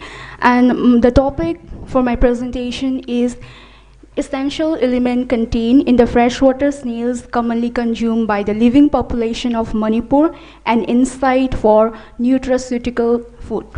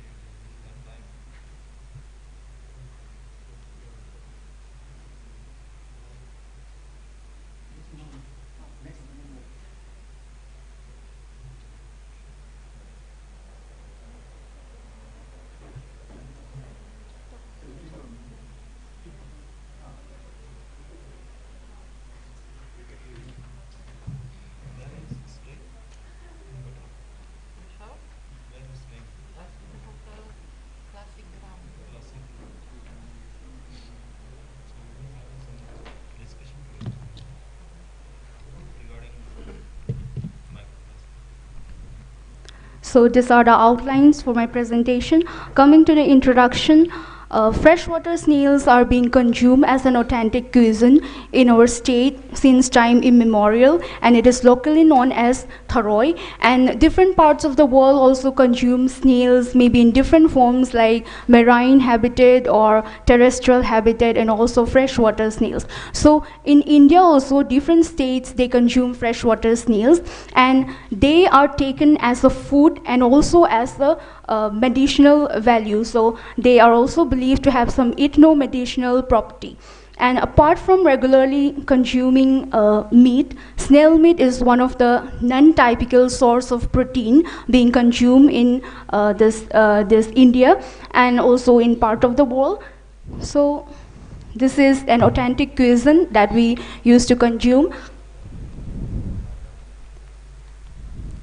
These are some of the literatures being cited, and the first one is a study based on the marine snail, and in this snail different elements were present from sulfur, potassium and sodium, and also zinc and iron. And the second and fourth one, they are the terrestrial snails, and in Helixmomacia and also in Achatina there is a high concentration of calcium, and other elements are also present. And in the third one is the freshwater snails. So in these snails there is rich amount or abundant amount of macro elements like calcium, phosphorus, potassium and magnesium, and also micronutrients like iron, and also trace elements like zinc and manganese, and they are safe for heavy metal contamination also. And this is a study that was done in Tripura in 2016. The objective for my work is to study the concentration of essential elements contained of the selected freshwater snails that we consume commonly in the state using the ICP-OES, that is inductively coupled plasma optical emission spectroscopy. Coming to the materials and method, for collection of specimens, I have collected from the two major markets of the state, that is in Khairamban market and the Whitehall market, where snails are sold abundantly. And this is a picture showing a woman selling freshwater snails at Khairamban market, and these has show some snails has some good economic importance to the state. And regarding the preparation of specimen, first the snails are being washed with distilled water, and then to aid evisceration, snails were heated at around 70 degrees Celsius for 4 to 5 minutes to add evisceration, so that the food tissue and the part of the viscera are taken out for further analysis, and then oven dried at 70 to 80 degrees Celsius until it becomes crisp dry and milled into fine powder. Then it is followed by pre-treatment of samples, where 0.5 gram of snail sample undergo the hot plate treatment at 85 degrees Celsius for 3 hours, and the aliquots were taken for elemental analysis. So this is the first snail species being taken. It is known as the Pangopaludina lacetis. The second one is also the same species, but I have taken it separately. Like the first one is the mature form, and the second one is the juvenile. The third one is Brochia costula, and fourth one is also Brochia costula, but based on the morphological structure, I have taken separately. The number C1 is with spine, and D is without spine, that is with smooth cell. And E is the Phylopaludina bengalensis, and this particular species has been reported for its ethno-medicinal value throughout the state and throughout India. And the last one is the Paludomus pustulosa, which is locally known as the Nung tharoi. So these are the snail species for my study. This is the part of the snail being used in this study. The first portion is the meat, and the second, the posterior portion is the visceral mass. So usually we used to consume the first food tissue, that is the meat portion, but part of the viscera is also taken while consumption. So this is the figure showing soft body of Pangopaludina lacetis, showing the meat, that is the food tissue, and the visceral mass. Coming to the results, this is the bar graph showing major elements contained in the freshwater snail species. In the x-axis, it is the snail species, and in the y-axis, elemental concentration is given in milligram per 100 gram. So in the bar graph, it is visible that the dark green bars indicating the magnesium and the blue ones indicating the potassium. It is found in a highly notable amount, appreciable amount, and also phosphorus and calcium are also detected in all the snail species.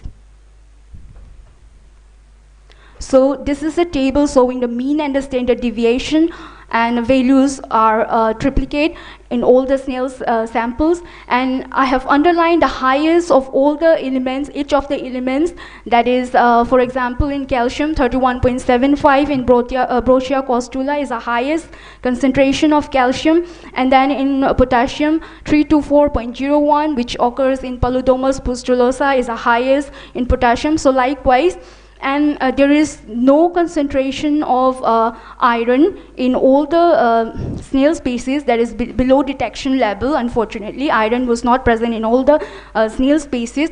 So since snails reside in aquatic body, they sometimes act as a bioindicator for that water body. So concentration of heavy metals is also a concern. So, but here cadmium, arsenic, lead, they are below detection level, so there is no contamination of heavy metals and all. And this is the concentration contained in the snail species, that is being ordered in decreasing order, magnesium being the highest and selenium being the lowest trace amount. So these are some of the physiological functions of the essential elements. Calcium, they are known for its skeletal mineralization, nerve impulse transmission, then muscular contraction and extracellular and intracellular signaling. Potassium, they are known for its sodium and potassium pumps, so they regulate the fluid homeostasis and osmolality, muscle contraction, and maintaining the nerve impulses and acid-base regulation. And for phosphorus, they they play a vital role in teeth and bone formation, and also provide ATP for all the physiological and metabolic functions inside the body. And for magnesium, it acts as a cofactor for more than 300 human body enzymes. And these are some of the roles of the trace elements, where copper, they form the copper-dependent enzyme, which is very much essential for bone and connective tissue formation.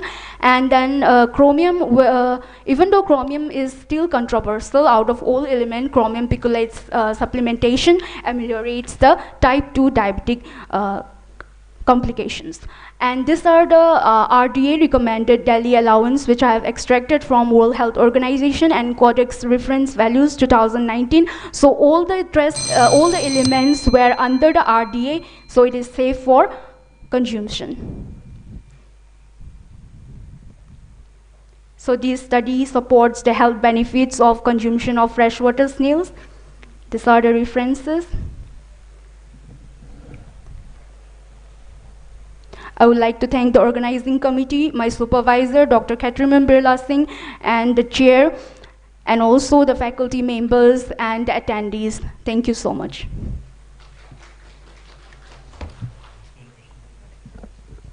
Okay, so just a technical question. What was your detection limit for iron?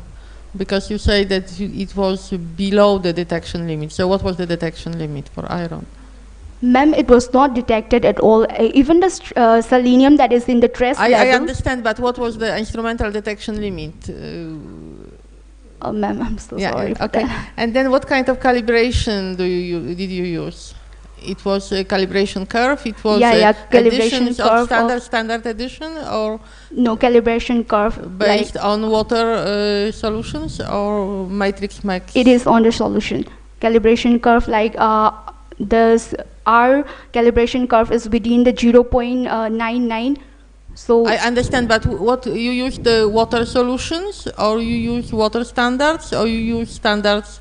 Water solution, blank? The standard of that solution that I have taken in the pre-treatment, that is the hot plate dissection, that one. I see. Okay, thank you.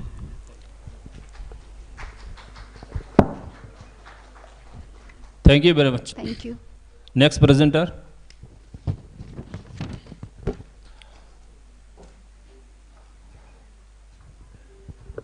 Salam Parbina.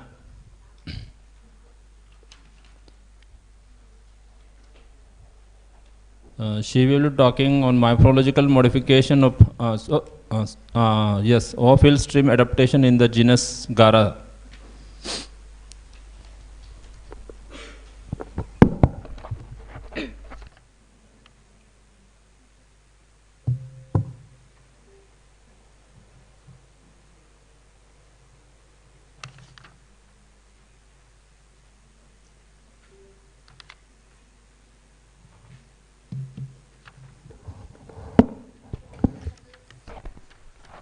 Good afternoon, everyone. Good afternoon, everyone. I am Pravina Salam, research scholar in the Department of Life Sciences Zoology. I work in a fishery specialization lab. The title is Morphological Modification for Hill Stream Adaptation in the genus Gara Cyprinidae levionian in Northeast India. Gara is a freshwater fishes found in Southeast Asia, Africa, Asia, all over part of the Northeast India. So it's a genus belongs to the subfamily Levionidae or family Cyprinidae, established by Hamilton in 1822. It has accounted up to 59 species from Northeast India and reaching up to 186 species all over the world.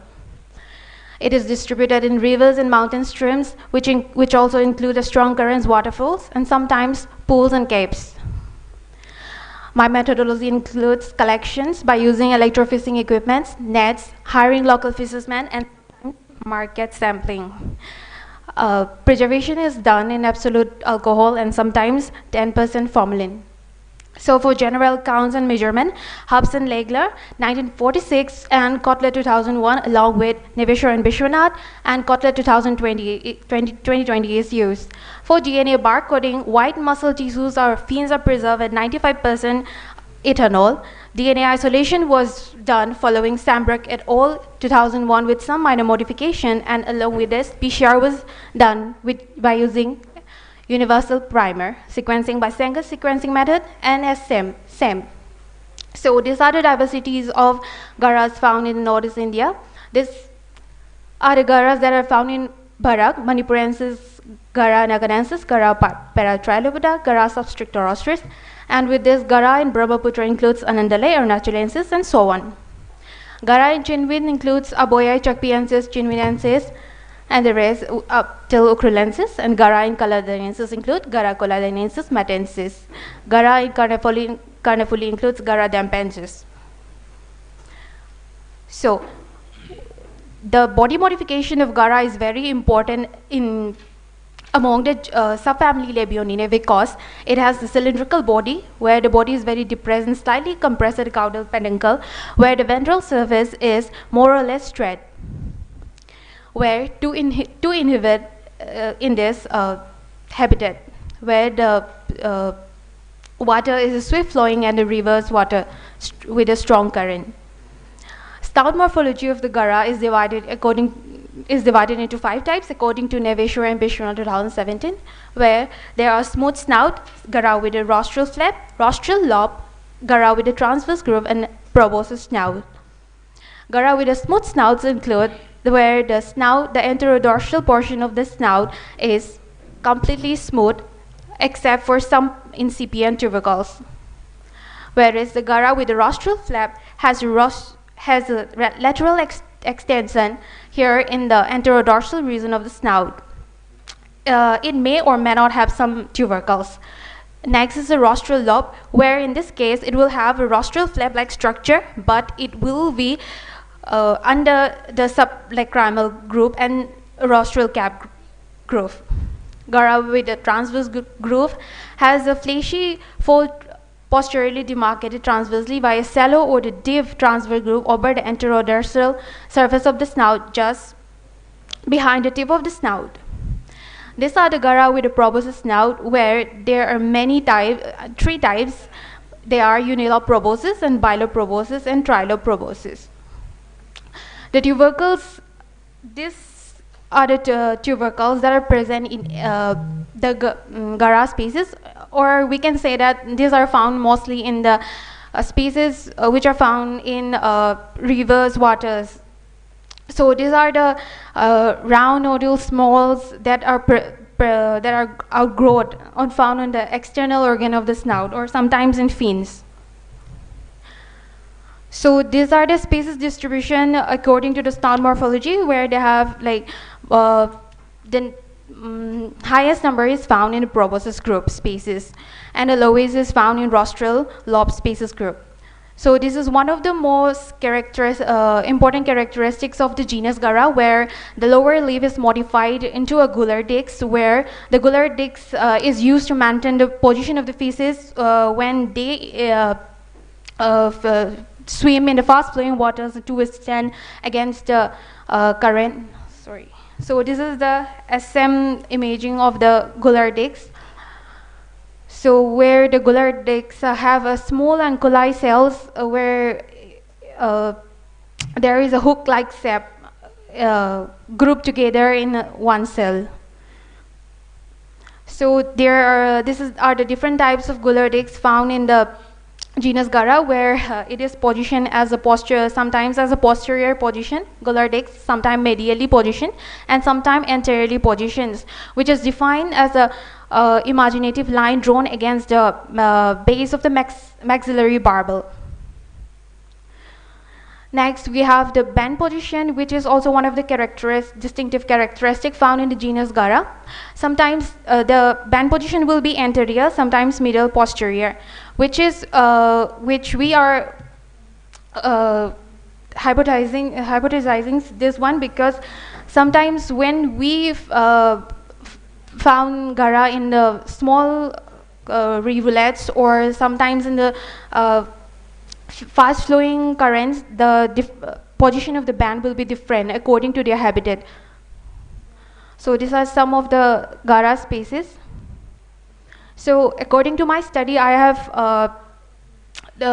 found out 3 new species, which is in press, which I haven't mentioned the name here.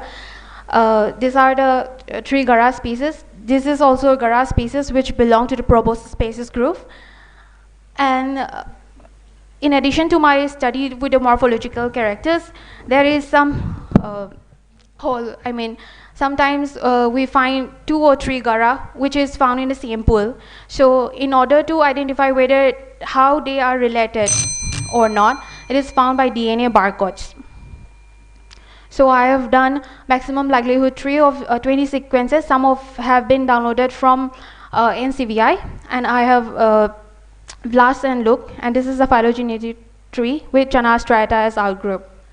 So this is a discussion. So that is much needed for the study of the diversity with molecular characterization, and also since there is high diversity, a conservation is much needed theme, and I suggest more biological study on the Gara because high diversity.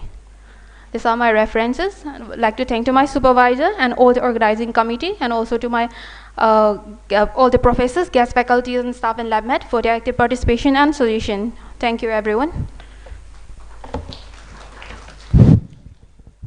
Thank you very much, Salam. And one question, can you tell me the maximum diversity of this genus is present in the which habitat of in aquatic system? In which habitat? Yeah, they are present in the riffle, cascade or run. Pardon, sir? Which habitat they are mainly present? Okay. Riffle, run or cascade? Most of the habitat, I would say, in my own personal observation, sometimes in a pool or near the river bank with a I don't know, hill stream, I would say. Then what type of adaptation you have reported in your study?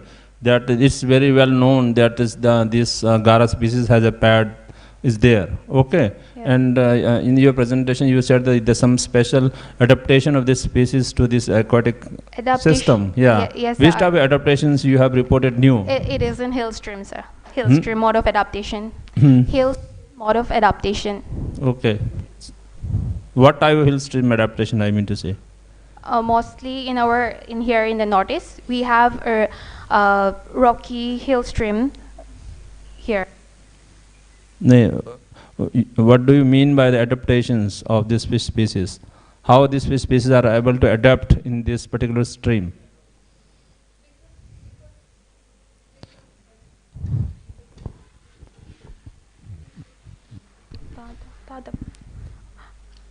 Because of their morphological differentiation from other species, like I have present of the gullardics, mostly proboscis, and presence of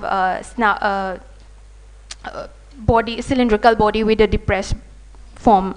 That will be the main adaptation characters. Okay, fine. Thank you very much.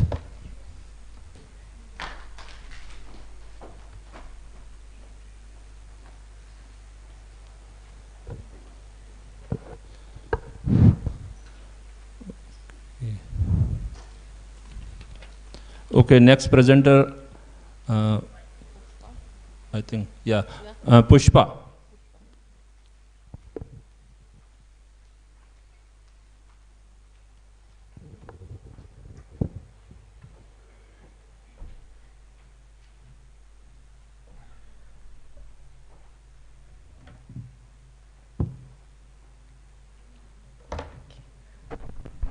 Good evening to one and all present here. My name is Pushpa. I'm from Department of Biotechnology, Manipur University. So today I'm going to discuss on a very unique antioxidant protein called peroxyredoxin 6. So basically I'm going to discuss on how a particular modification will affect the structural and the functional property of peroxyredoxin 6.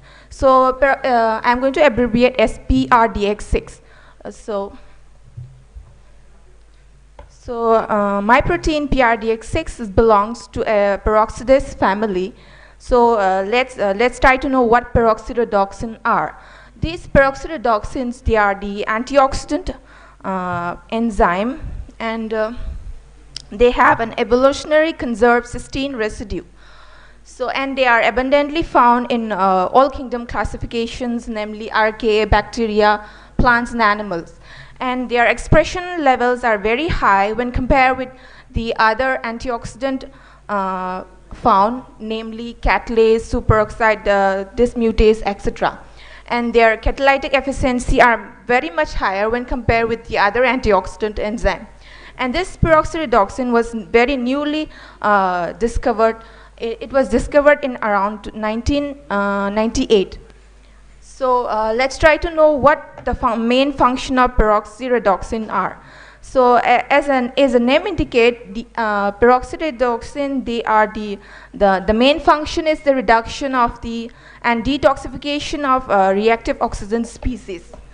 And the PRDX6, they are classified into three main types: typical 2-cysteine PRDX, atypical 2-cysteine, and 1-cysteine PRDX6. So basically my protein is PRDX6, which belongs to the third type, that is 1-cysteine. It means that it has only one conserved cysteine residue in it. And uniqueness among all the other three classification is that PRDX6, it is a bifunctional. Other classification, they are only function as a peroxidase, but my protein PRDX, it functions as a peroxidase as well as it has PLA2, that is phospholipase A2 activity. So in order to function as a peroxidase, it requires physiological pH, and it acts in the cytosol. And in order to act as a phospholipase A2 activity, it requires an acidic environment. Usually it happens in lysosome and in the laminar body of our lungs. So in order to maintain the two activity, it requires the switching of this pH. And there are two different active sites for this two activity.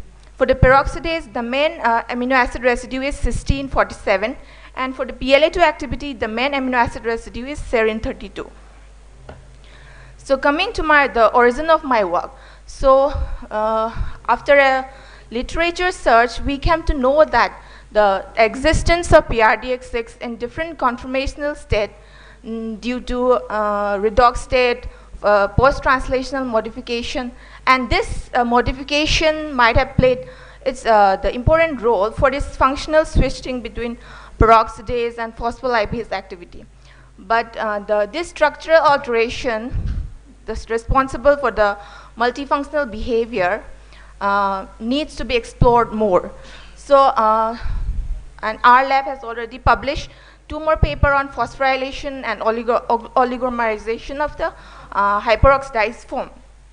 Till now, deamidation and acetylation needs to be explored. So my main talk will be regarding deamidation of PRDX6.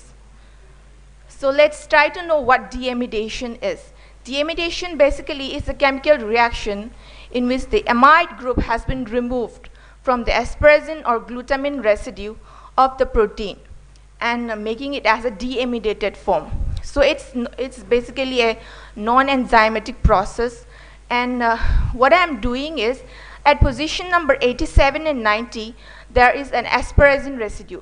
So what I'm doing is I'm trying to remove the amide group and converting this asparagine into aspartic acid. So introducing a extra negative charge in my protein.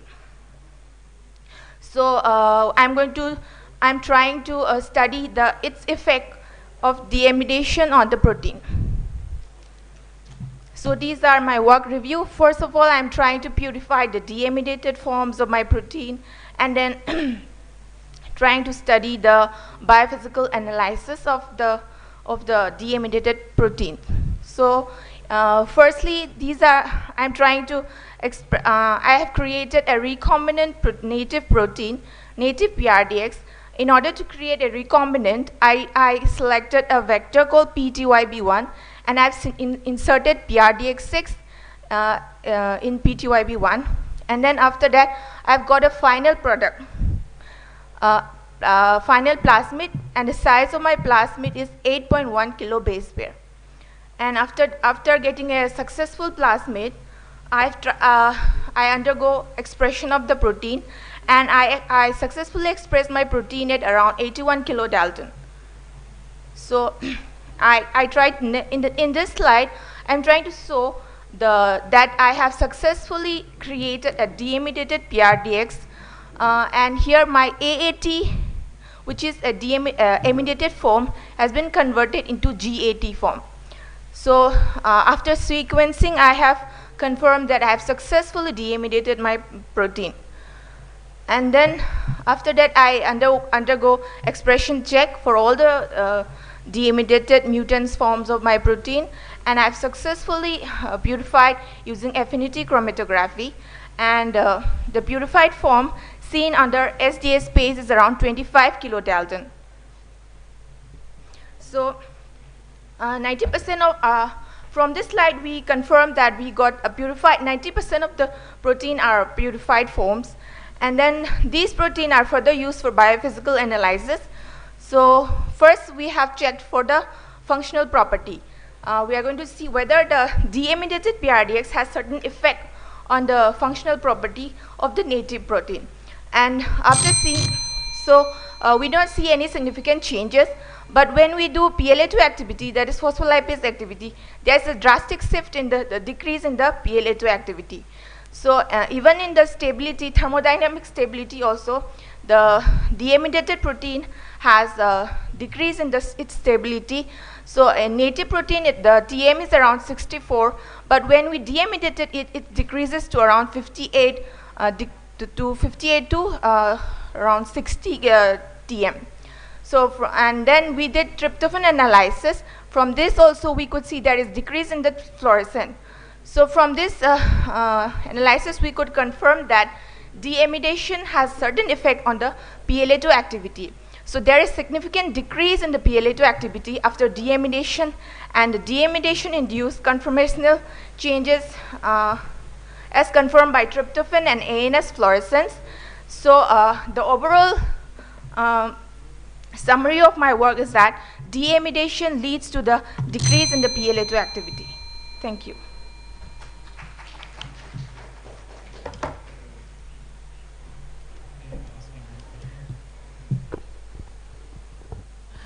What was the, why did you choose this protein, this particular protein for your study?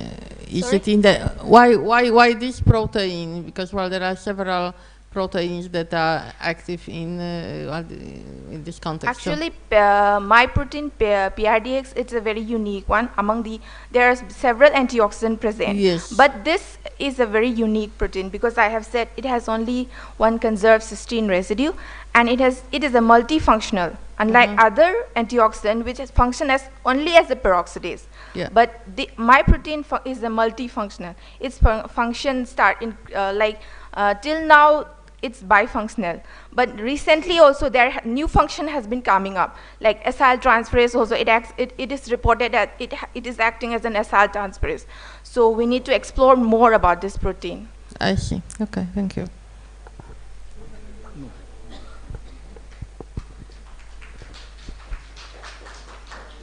Okay, so now we go to number 4. It's Pratina.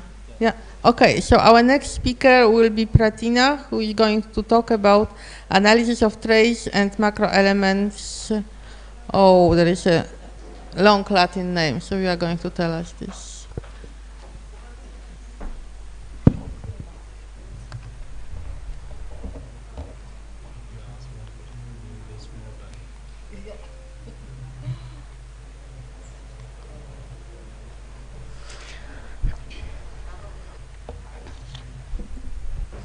A very good afternoon to one and all, respected chair and co-chair, and all the attendees of this conference. This is Pratima Ningombam from Department of Zoology, Manipur University. And I'm going to give a PPT on this international conference, ICM BHH, and the topic of my presentation would be analysis of trace and macroelements of Lepidocephalictis burtmeri, Blit 1860, during pre- and post-monsoon seasons. And at a glance, these are the highlights that I will be presenting in the PPT. That is introduction, and we'll go to the objective, methodology, results and discussion, conclusion and references. So minerals are essential in determining the overall health status of different organisms. And minerals play important role in nutrition as well as reproduction of organism. But fishes, unlike terrestrial organisms, they can directly absorb and retain minerals from the water through their gills or through their skin. And the amount of minerals which is present in fish depends on the habitat and the type of the diet the fish consumes. So this Lepidocephalictis burtmeri, it is a hillstrom loach which is found in Manipur. It belongs to family Cobitidae. It is sexually dimorphic, and the sexually dimorphism, it lies in the pectoral fin. So in males, the 7th and 8th pectoral fin ray are fused to form a structure which is known as lamina circularis, and that is absent in female and undistinguishable in juveniles. And this fish is characterized by the presence of these square step blotches you can see along its lateral lines. And the objective is to analyze the trace and macro elements in both sexes of Lepidocephalictis burtmeri using ICP-AES, that is inductively coupled plasma atomic emission spectroscopy.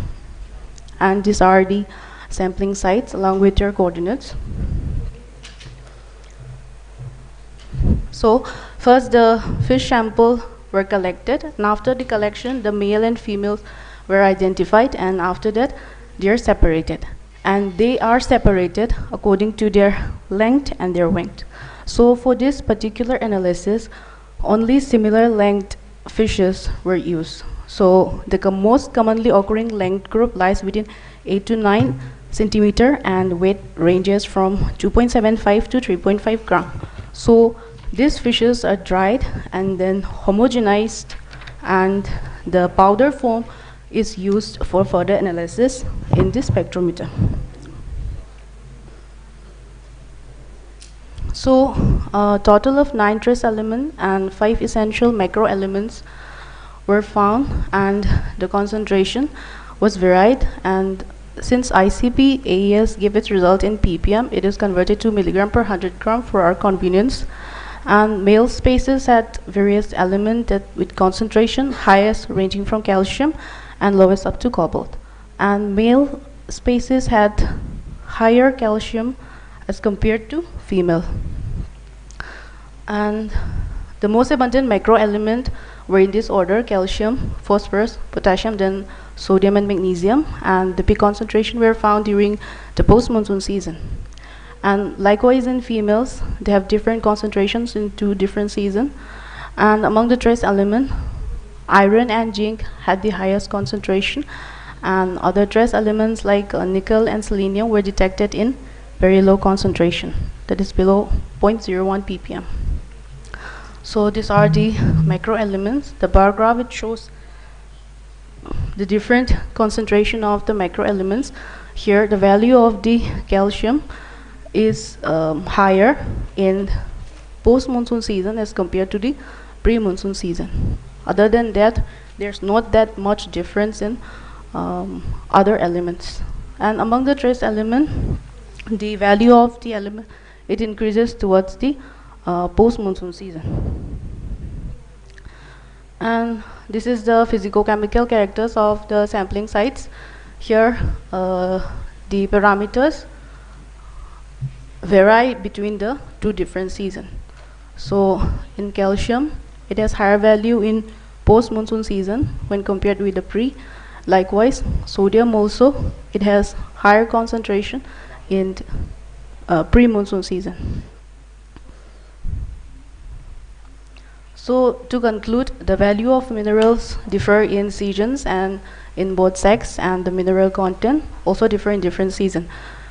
But the content, mineral content, might be correlated with agricultural leaching. So there are still gaps in mineral nutrition of fish related to their reproduction, their physiological functions, and also the impact of waterborne minerals needs to be considered both from nutritional as well as the environmental point of view. And these are my references, and I would like to acknowledge my supervisor, Dr. W. Vidyarani Devi, SAIF IIT Bombay facility for the ICP AES, and my lab mates for their support. Thank you. Okay, well, perfectly. We have time for questions. Yeah, well, do you have any hypotheses concerning the relationship between the time of the year or the location of sampling points? Do you have any hypotheses that you can correlate the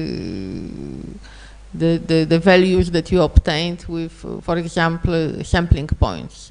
Do you have any, I don't know, polluted, unpolluted, well, I don't know, well, something? Actually, ma'am, the samples were all market sampled, and the data, the water sample data, they are secondary sources which I've obtained from the Pollution Control Board, and through through those data, I was trying to find the correlation, whether there were any changes and whether there were any relation between the content of mineral in fish and between the content of the water. Mm-hmm. That was the hypothesis. I see. Okay, and then for the fish, how big is it? Because, well, I don't know Pardon, ma'am? How big is the fish? It is as big as like 12 to 13 centimeter. And you process the whole fish, or? Yes, the whole fish is homogenized. The whole fish is homogenized? Yes, ma'am. Okay. Because that's how we consume. I see. Okay. Thank you. Hello, one more question from you. I think you have not taken any water sample for this macromolecule, isn't it? Pardon, sir? You have not analyzed any heavy metal content of the water? No, sir. So and you have found that there is variation in the heavy metal content in male and female fish. Okay. What is the potential reason you find why this variation is there? Actually, sir, from the secondary source of the water data, all of the... no, the water data secondary is basically calcium, BOD, COD you have taken, I think yes, so. Sir, yes, sir. Okay, and you are working on the heavy metal, and you are not considering the host environment, which is very, very important, and you are giving your interpretation on the basis of pre-monsoon, post-monsoon. Okay, and you are not studying the water quality, what type of the concentration of heavy metal present in the pre-monsoon, where there is some correlation between the uptake of this heavy metal by the fishes. Then how you justify your findings? Actually, I have all the data, but Since the data were written all as not available, NASA, that is below detectable level. So I thought I should just put only those data for the macro elements. So all the value you have recorded in case of the fish species are below permissible limit or above permissible limit? Sir, that's below permissible limit. What is the permission limit for nickel? Sorry, sir. Any questions from audience? Okay, if there is no question, thank you very much. Thank you, sir.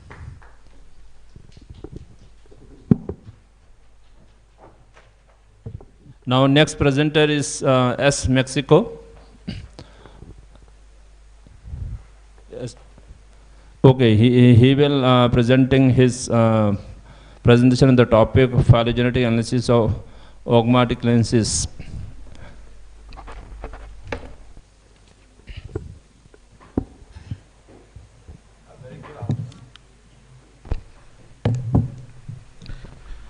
A very good afternoon and greetings to all the respected judges, their teachers, senior friends and juniors.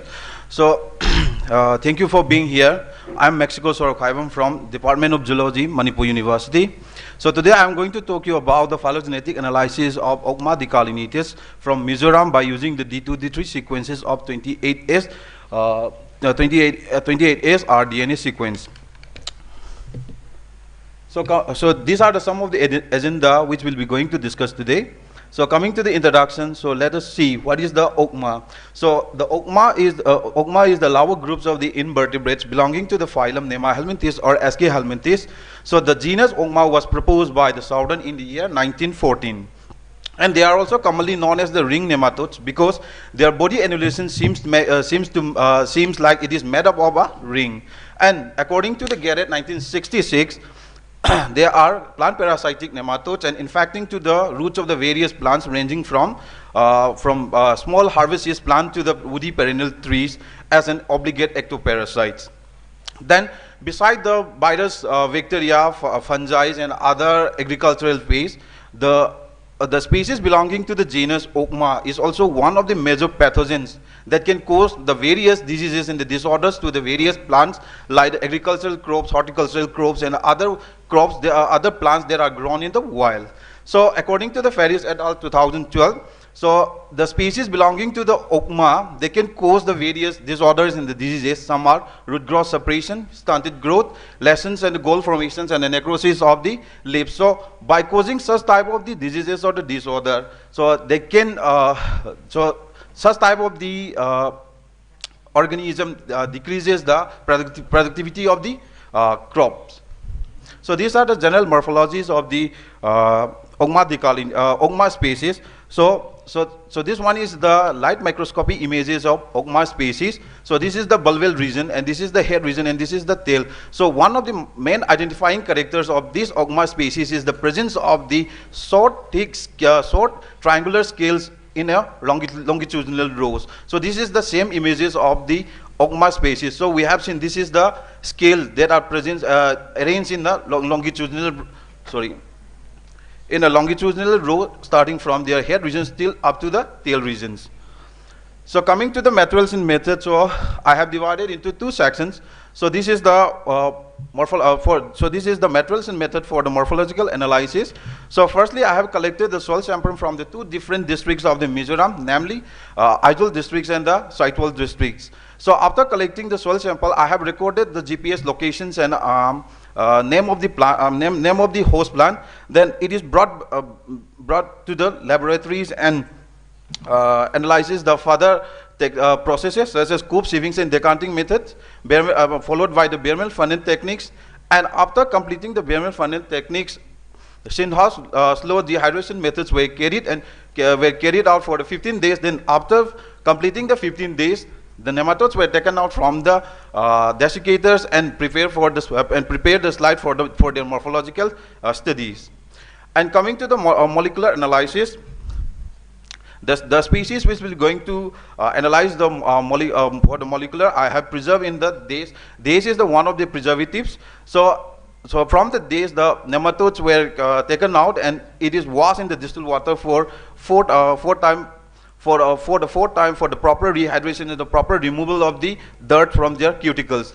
Then the nematodes were the nematodes were brought under the microscopes and punctured with the hollow metallic pins, and then it is transferred to the PCR tube containing the warm lysis buffer and carried at -20 degrees Celsius for 10 minutes, and then it is carried, and then after the frozen at -20 degrees Celsius, then it is again added by 1 microliter of proteinase K and incubated for incubated at 65 degrees Celsius for 1 hour and 95 degrees Celsius for 10 minutes, and then the lysates were centrifuged at 14,000 RPM. Then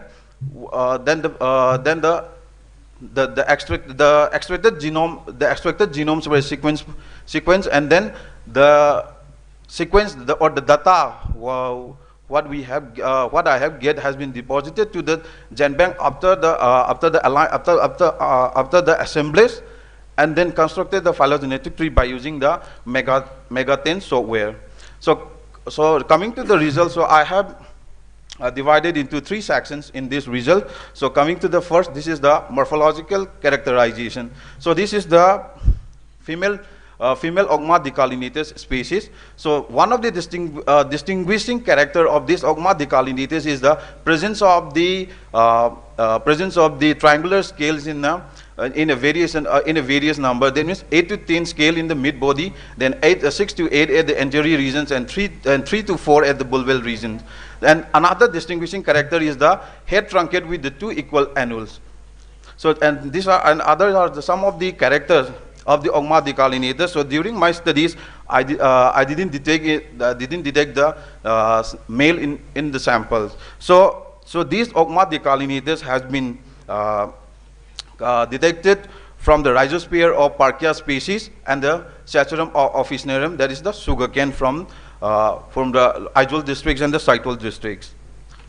So this is the light microscopy images of the Ogma decalinatus. So in these images we have seen these are the 2 specimens. So these specimens has been collected from the rhizosphere of the Parkia species. So we have seen that in these head regions we have seen the 2 equal annuals, but in this specimen, that means which has been collected from the rhizosphere of the sugarcane space, from the sugarcane species, that means we have seen that in their head regions there is an unequal width of their head annuals. So biomorphologically there is an intraspecific variations is there, but in the posterior region there is an equals similarities in both specimen, but here we have seen the slight differences in their anterior regions.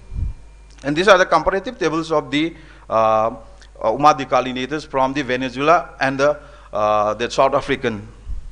So molecular characterization, so I have extracted the 2 identical D2, D3 regions of the 28S rDNA from the 2 specimens with the 745 base pair and the 672 base pair long. So these 2 sequences match well with the 3 populations from the China and the 2 populations from the South Africa. But these 3 populations of China, they do not publish their paper, but the 2 populations from the China has been published by the Vandenberg in the year 2017. And these are some of the others Ogma species, that means which share 90% with the Ogma species 1, then Ogma species 2, Ogma octangularis with the 85. Next, this is the phylogenetic analysis, phylogenetic trees of the Ogma decalinatus. So the highlighted area is the 2 sequences that have been isolated. So this is the sequences. So coming to the conclusion, so the classical taxonomy will be incorporated with the molecular taxonomy. Then distributions of the Ogma decalinatus extend from the Guangdong, China to the northeastern regions of the India. And this Ogma decalinatus is the first record from the India. So I like to acknowledge to all these peoples. And these are some of the references. So thank you.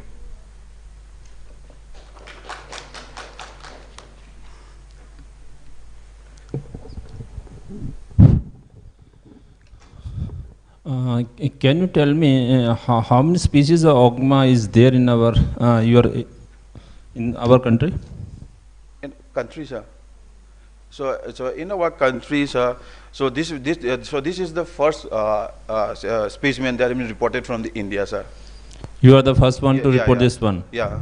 Okay. Can you give me some sexual dimorphism between male and female? The significant sexual dimorphism with the male and female. How do you differentiate this male and female? So the females where their body size are very broad and very weak, but the males are the long and cylindrical and they have a thin, and there is no body annulations is there. But in the female there is a large retrous and thick body annulation is there. Okay, and secondly, which plant mainly used to feed? It is polyphagous or monophagous? They are the polyphagous. Polyphagous. Yeah. And you have reported in the sugarcane rhizosphere. Yeah. So they can infect it to the various plants. Then means to the agricultural plants or any other plants they can infect it. What is the percentage infestation of this ogma? So according to my sir, I'm working on totally on the taxonomy. So I didn't study that one, sir. No, you are working on taxonomy, fine. But you say that this nematode is mainly infect lot of plant species. Yeah. Okay, so it is important. Economic importance is the only to how to eradicate this nematode from the. Yeah. So according to the literature, they didn't mention about the exact infections rates that are caused by the Ogma decalinitis. So mainly they focus on the other plant parasites. They have given about the melodogynes, then Anguina triticea and all those things. But for the Ogma decalinitis, according to the literature, they didn't mention any about the infection rates. Thank you very much. Thank you, sir. Okay, so our next speaker is Sana-san, who is going to talk about synthesis of cadmium-2 complexes, crystal structure, catalytic activity, DNA interactions, and anti-inflammatory studies. Sana-san is there? No. I think it's not there. No. Okay, so. So we will go for next. The next one is Salima, and the tight synthesis of silver nanoparticles. Okay.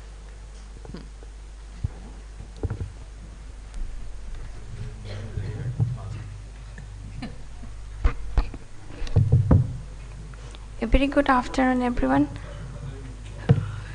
I'm Salima Begum. I'm going to give presentation on the topic synthesis of silver nanoparticles using Escherichia leaf extract and their anti-proliferative, anti-diabetic and antioxidant activities. Here, the main motive behind my work may mention world is facing a huge problem of pollution, maybe because of hazardous waste. So in the global efforts to reduce the hazardous waste, there is always strong need to develop a synthetic route by green method, maybe in order to mitigate or reduce the hazardous waste. So controllable synthesis of nanoparticles of different shape, size by the green approach is a much needed step in order to control the global situation for reducing hazardous waste. Obviously, green synthesis is reliable, biocompatible, cost-effective and environmentally friendly and sustainable procedures for synthesis of metallic nanoparticles with comparing to the conventional methods which drastically degrade the environment.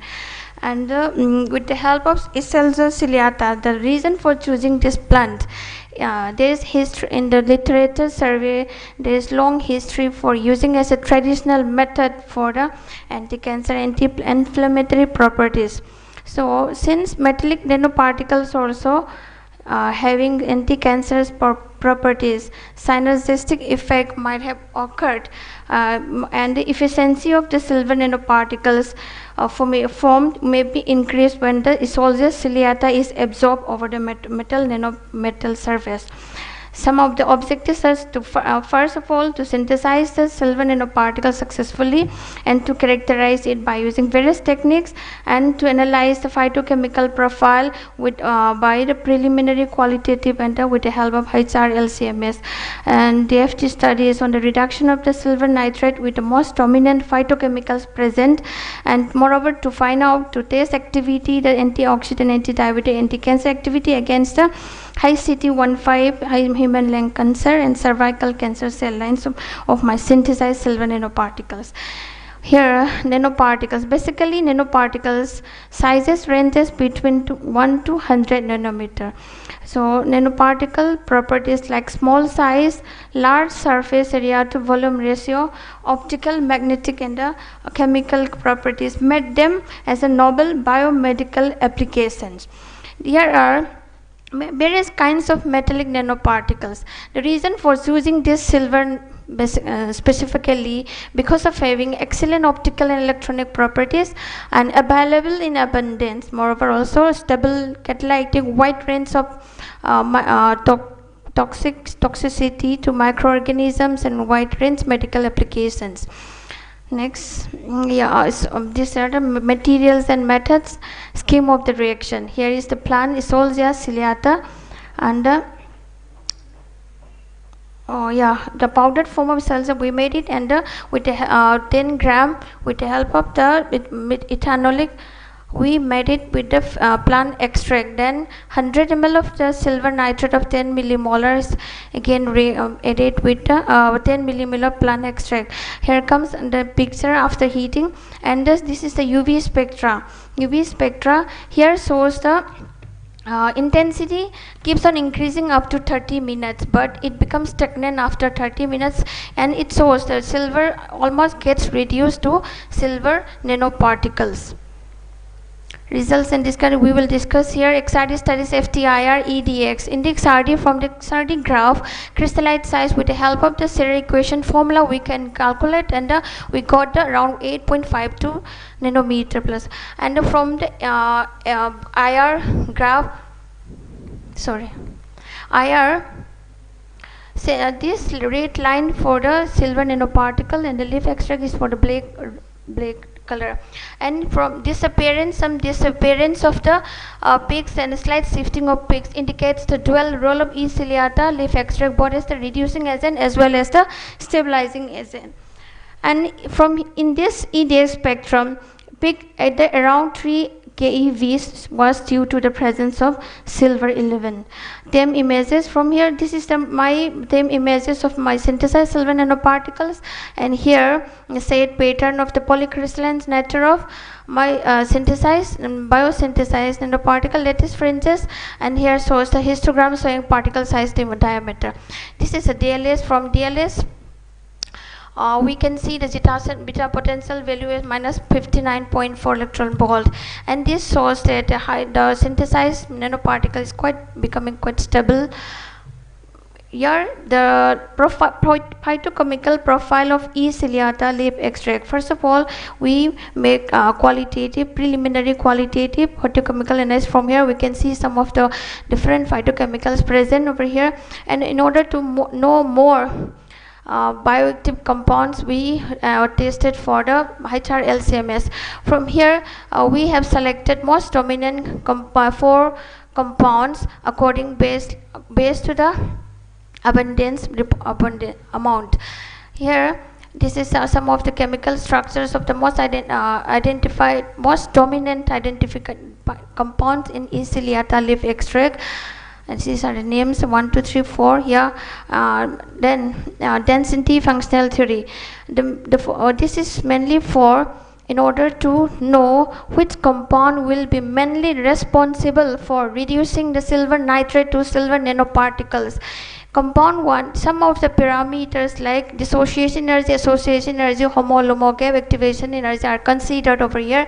Minimum dissociation and a maximum association homolomogam is we have got in the compound 2. So compound 2 may be responsible for the reducing silver nitrate to silver nanoparticles. Reaction mechanism shows here. In the oxygen 2 center of the compound 2 reacts with silver ion dissolution.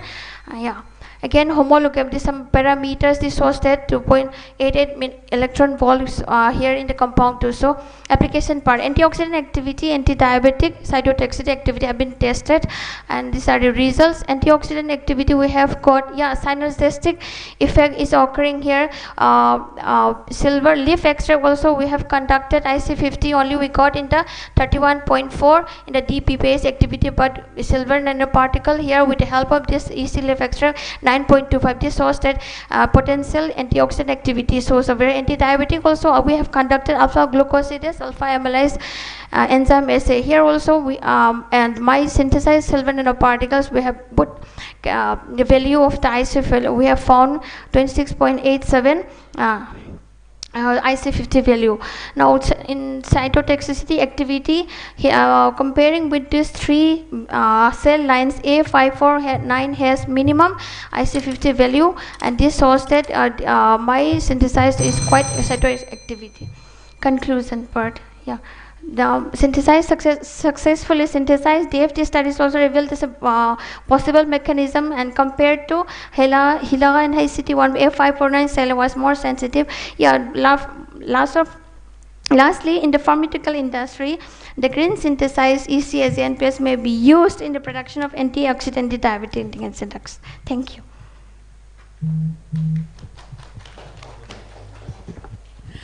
Well, just one question, because you analyze your extract, yes, to find the most abundant species there. Did you analyze the solution after the synthesis, after synthesis of nanoparticles? No, for to see what disappeared, what.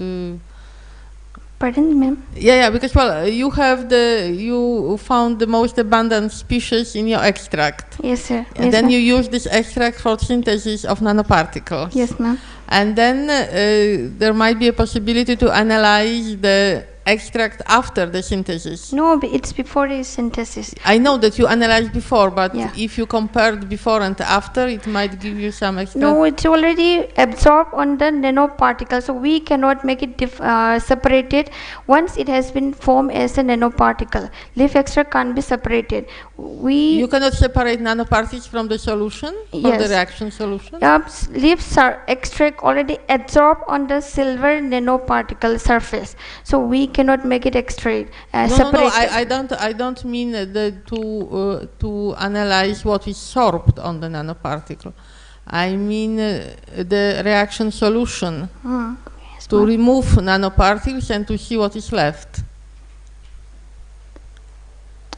Okay, so then, well, maybe we can discuss later. Okay. Because, well, we did something similar in our lab for synthesis of selenium nanoparticles. Okay. And then we analyze solution before and after to see the difference. Okay, thank you. Thank you.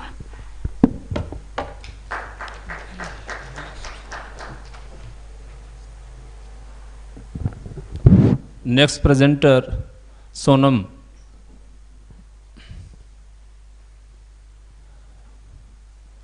Ms. Sonam will be presenting her work on the study of estrogenic property of Lycia in the female alien voice.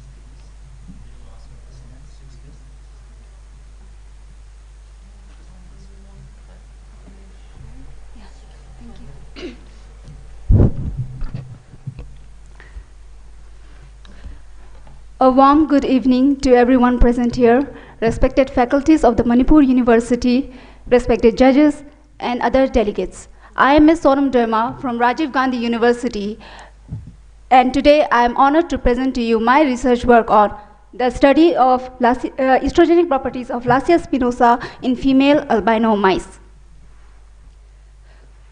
It is a well-known fact that India is blessed with abundant natural resources, and it includes about 4,000 species of plants which have medicinal properties and which have been used extensively by the communities, traditional communities for traditional healing practices since time immemorial. And my research work is focused on such plant called Lassia spinosa, which has been used by certain communities of Northeast India, like the states of Assam and Arunachal Pradesh, for treating various human ailments, including female reproductive issues such as dysmenorrhea. The objectives of my study include to identify the phytocompounds of Lassia spinosa by the process of gas chromatography and mass spectrometry, and to study the effects of crude root extract of Lassia spinosa on ovarian follicular recruitment and uterine histology of cyclic mice. The materials and methods included in my research work are the preparation of methanolic crude root extract of Lassia spinosa by the protocol already established from our laboratory, where the grinded powder of root of Lassia spinosa is completely soaked in methanol for a period of about 48 to 72 hours. And it is filtered and evaporated using a rotary evaporator. The dose are prepared as per the established doses of 500 milligram per kg of body weight. The effects of crude root extract of Lassia spinosa on proliferation of endometrial epithelium as well as follicular recruitment and development in ovary are all studied quantitatively in histological sections using routine histological procedure using hematoxin and eosin stain. This is the experimental design of my research work, where after the collection of the plant Lassia spinosa, methanolic crude root extract is prepared, and the chemical profiling of the extract is carried out by the process of GCMS.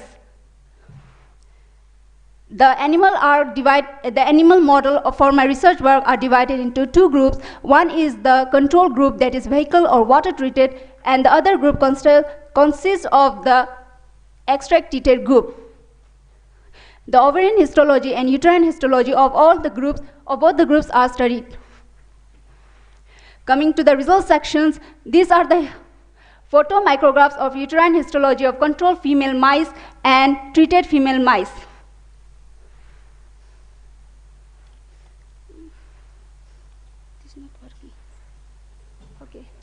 When comparing the histological section, it is seen that the uterine epithelium, lumen of uterus, is quite uniform in the control sections, but there is proliferation seen in the treated mice. There are other differences as well, which includes the proliferation in the uterine epithelial layers, that is the endometrium, myometrium, and perimetrium. There is also a proliferation in the luminal epithelial layers. Okay. Coming to the next result section, these are the photomicrographs of histology of ovary of control and treated female mice. Here we can see that there is a proliferation of follicles like Graafian follicles in the treated mice when compared with the control mice. Also, the ovarian stroma of the control mice are quite loose, and the ovarian stroma of the treated mice are quite compact. The cells of the treated mice are more healthy, as evident from the presence of uniform theca cells and granulosa cells. These are the graphical representation of the differences in the uterine endometrium, uterine myometrium, and uterine perimetrium as compared between the control and treated mice graphically. These are the graphical comparative data of the differences between uterine lumen, luminal epithelium, and endometrial glands as compared between control and treated mice. This is the chromatogram for the GCMS analysis of the phytocompounds present in the extract of Lassia spinosa. After the GCMS results given by the NIST library, it was found that the extract consisted of 75 phytocompounds, out of which I present to you 19 phytocompounds depending upon the higher probability percentage. Coming to the discussion and conclusion, This perennial herb has been used against dysmenorrhea by certain communities of Arunachal Pradesh and Assam, and experimental evidence shows that it caused significant changes in the uterine histoarchitecture with increased conification rate in the cycling mice. The plant effects also showed presence of stereogenic compounds which showed promising estrogen agonistic effects on mice uterine epithelium. The various plant extract of leaves or rhizome or roots of Lasius manosa has showed various pharmacological properties as listed in the PPT. And the current pace of modernization, globalization, and changes in traditional way of living has led to the decline of traditional healing practices. There is an immense need for documentation and preservation of this knowledge on traditional healing practices. As said, there is an urgent need for systematic organization, scientific validation, recognition, and further popularization of these traditional healing methods, and my research is a step taken towards such case. Coming to the acknowledgements portion, I would like to express my heartfelt gratitude to my research supervisor, Professor Hirendranath Sharma, and my lab seniors. I would also like to extend my thanks towards the Committee of International Conference on Metabolomics, Biodiversity and Human Health, Recent Advances in Synthesis, and the Manipur University for giving the opportunity to present my research paper on this platform among all these esteemed personalities. Thank you.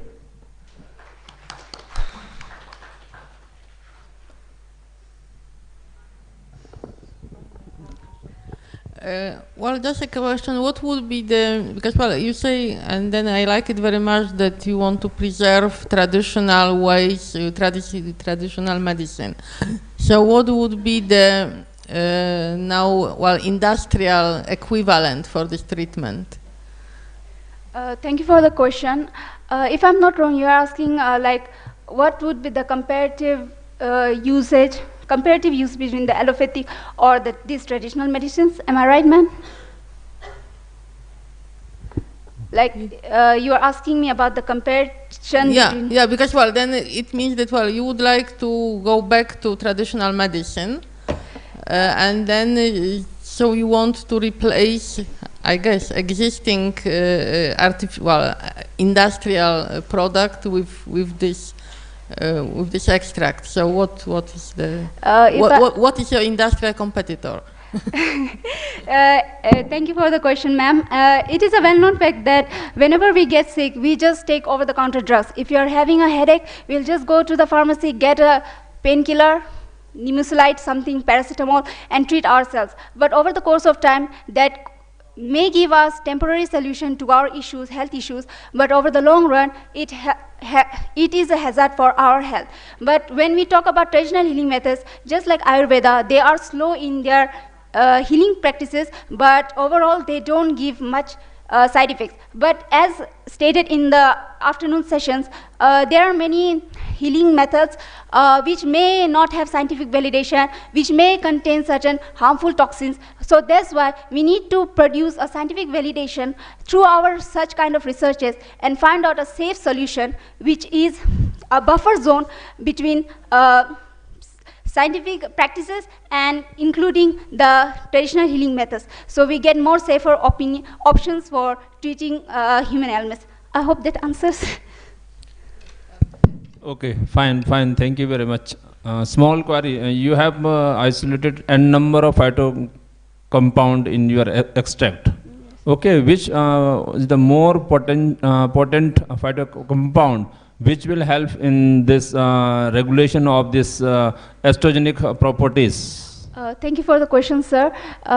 This is a preliminary test that I have done in my PhD thesis, and more work is to be done coming in the coming times. As of now, I have only presented 19 compounds out of 75 compounds, depending on the highest probability. So the one with the highest probability is the one which is more significant as of now. But coming in the future experimentation, we can move ahead with experiments like molecular docking, which will give us the specific binding affinity of these phytocompounds with steroid hormone receptors like estrogen and progesterone, which has very high, which are very important. Fine. Is before going to molecular docking, you have to first of all characterize the compound.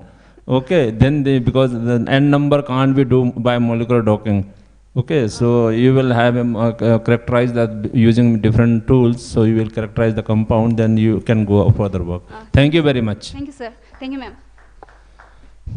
Okay, next presenter, Songum Singh Chiru.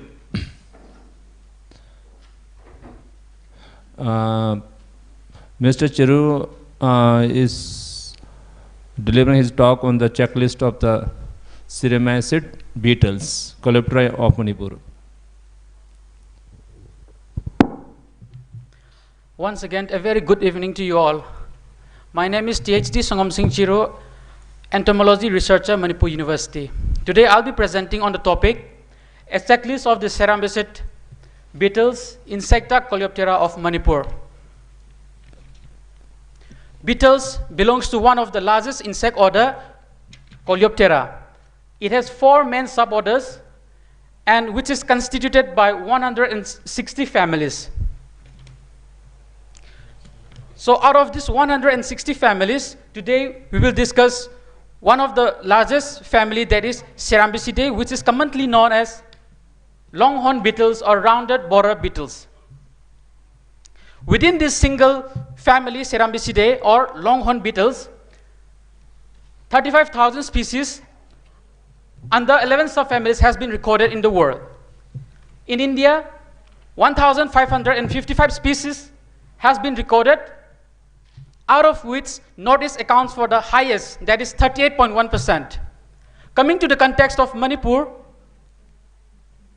the study of this Cerambycidid fauna, which was initiated by Gahan and Browning, has recorded 47 species under 4 subfamilies, which we will see in the following slides.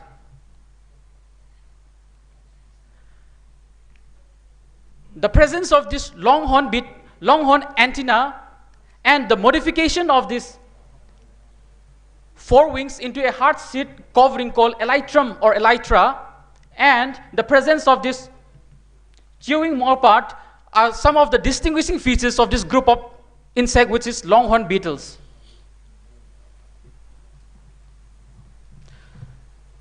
Some of these longhorn beetles are categorized as a hardwood borers, reflecting its immense importance in the timber economy of the country. And some of them are also considered as a notorious group of insects due to their diurnal and nocturnal activities. The invasion pathway of this group of insects, that is longhorn beetles, includes international threat in live plants and wood packaging materials. So all these studies laid the foundation for the past risk analysis in determining the threats posed by this group of insect, longhorn beetles. The present work is mainly based in the valley area of Manipur as shown in the map.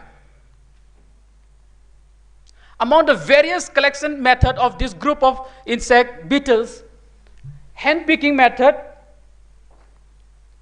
aerial insect net, inverted umbrella, and light trap were deployed.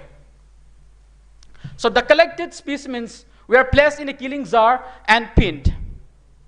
The specimens were dried and transferred in the insect boxes and preserved or kept in the Insect Museum of Manipur University.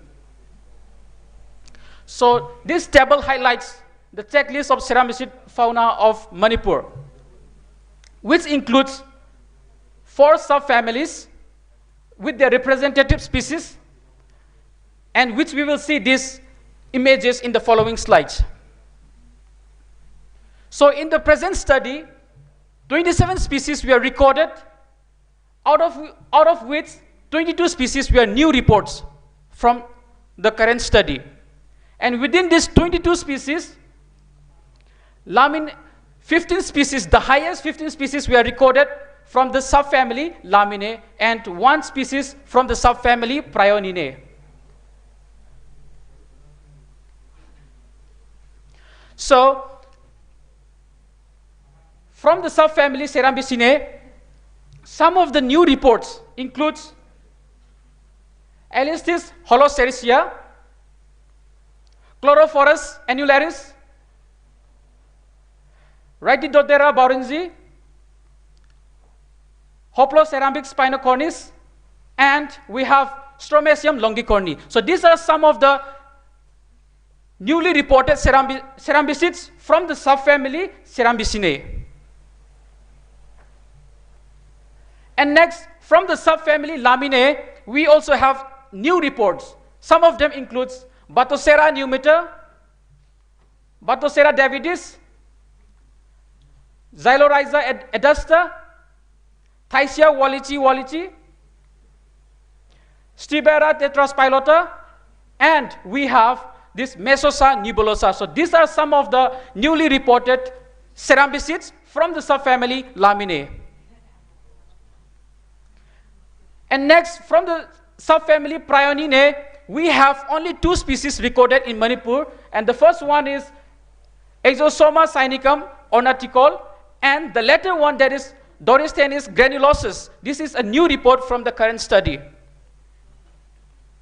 So, along with the previous records and combining with our current study, in total we have now 69 cerambicid species in Manipur, out of which 32 species, the highest 32 species, belongs to the subfamily Cerambicinae, Laminae 27, Prioninae 8, and Leptorinae 2 species. So referring to the current study, we could see that there is more expectation for the species to be discovered from the subfamily Laminae. Literature survey was conducted based on these related papers and books. Thank you all. Thank you, everyone. Thank you very much. Okay, you said you have recorded 22 new species. These new species from the Manipur or whole the country? So it's not a new species, sir. It's a new report for the new state record itself. from Yes. the state, Yes, and sir, this yes, sir. has been already reported in our country. Yes, sir. Yes, sir. Yes, it has been already recorded. Can you tell me the diversity of this beetle? What are the environmental factor is responsible for this variability of these beetles in this Manipur area? So, the study is quite initial, sir. Further investigation would give us more diversity on this, sir. Like the forest cover area in Manipur is quite large, sir. So a lot of work has been done by the ZSI. Yes, sir. Okay, yes, they have yeah. millions and millions of collection of the beetles in Yes, their sir, yes. repository. Yes, sir. Okay, Mm. how your work is unique than ZSI? Sir, like among the beetles, this longhorn beetle, Cerambicidae, sir, the study is quite lesser. Now we have this 47 species by the ZSI, and our current species, our current study has another 22 species, sir. So with that, it comes to 69 now, sir. So it's like comparatively quite less, sir. Total 69 from the whole Manipur or some, Yes, sir. some part of the Manipur? So as I have mentioned, sir, like our study is from the valley area, so I think more further investigation is needed in other surrounding parts of the Manipur, sir. Okay. Is there any meaning with this, that this species just appeared in Manipur? It means that there is some climate change or better living conditions, or why did they come? Oh. Ma'am, you mean like the population is quite less here? Uh-huh. Ma'am, as I have mentioned, ma'am, like the study is in initial stage, ma'am, for this particular group of beetles, ma'am, Yes. longhorn beetles. So, if further coverage area is extended to the hilly regions, I think, ma'am, more diversity will be there, ma'am. Yeah. Okay. Yeah. Is it snow in this? Yes, ma'am, yes, yeah. Snow-covered trees. Okay. So, so it will be the last presentation before the cultural program, and the speaker is Lamvahem. Lamvahem. Yeah.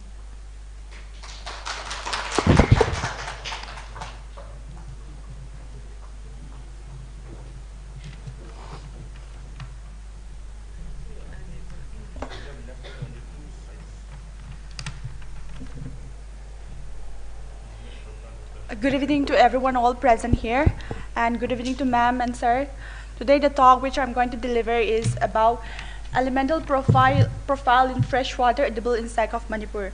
My name is Lamba M. Kipgan, and I'm a research scholar in the Department of Life Science, Zoology, Manipur University. These are the content that I'll be covering in this slide. And for the introduction, I want to highlight why I have taken this insect as a source of nutrition and also as a source of medicine. For the introduction, I mentioned that insect research have been used by human beings for a long period of time as food medicine and also as chemical material. In Manipur, in the valley and also in the hill, insect has been consumed by different people. We have a diverse community both in the valley and also in the hills. But the way we consume food, we have even a very diverse, unique choice of food, and we also take edible insect as a form of food. And insects are one of the most unexplored resources of functional foods. Insects are a new source of animal-based protein that could overcome serious worldwide nutrition problems and deficiency of a good quality protein for low-income people. And for this, I want to highlight that we are all mostly India is developed. As we know, India is still under the developing country, and we are mostly in low-income category. And for this, people in higher category, they have accessibility to all kinds of nutrition, but the people who are in the villages or who are in the low income society, they even need the same nutrition and the same food and the same right to have the same good quality nutrient. And also for that, insect which is available to us in our gardens or in our field can be a good source of food to give us the quality protein and the quality nutrient which we require. And I've mentioned entomophagy as an alternative way to obtain food protein because and I'll come more in depth in the next slide. Okay. Here, what is entomophagy? Entomophagy is the practice of eating and consuming insect. I've highlighted some points. Insect protein digestibility is reported between 76% to 96%, which is only a little smaller value compared to egg protein and also beef protein. So the digestibility of insect to our gut or to our system is quite more or less the same with the digestibility of egg and also with meat. And also entomophagy is advocated as a source to combat future food insecurity, and also consumptions of insect are protective and respectful to our biodiversity and ecosystem. Why? Because by doing traditional livestock practices, we consume lots of energy, lots of water energy, and lots of management. But for this edible insect, as I've mentioned, they are accessible and they are available in our place, so that can reduce and be more friendly to the environment. And why we take edible insect, right? The preference of edible insect consumptions are mainly due to our own taste. Maybe I feel like I want to eat, or I like the taste of it, and the market value of insect species. For this market value is that if the price of things is higher, then we consider as it of higher quality. So like insects are not easily sold in the market, so it may be of higher prices. So then we consider that they are of high quality and it's good for us. And traditional ethno-medicinal knowledges. We have been some practices which has been followed in traditional ways by using acid decoction to treat our illness and ailment, and also availability and size of the insect. For this, insects are of different size, smaller or large, and I might feel disgusted to eat the bigger one or the smaller one. So these are the why we eat edible insect. And these are the species of my study sample.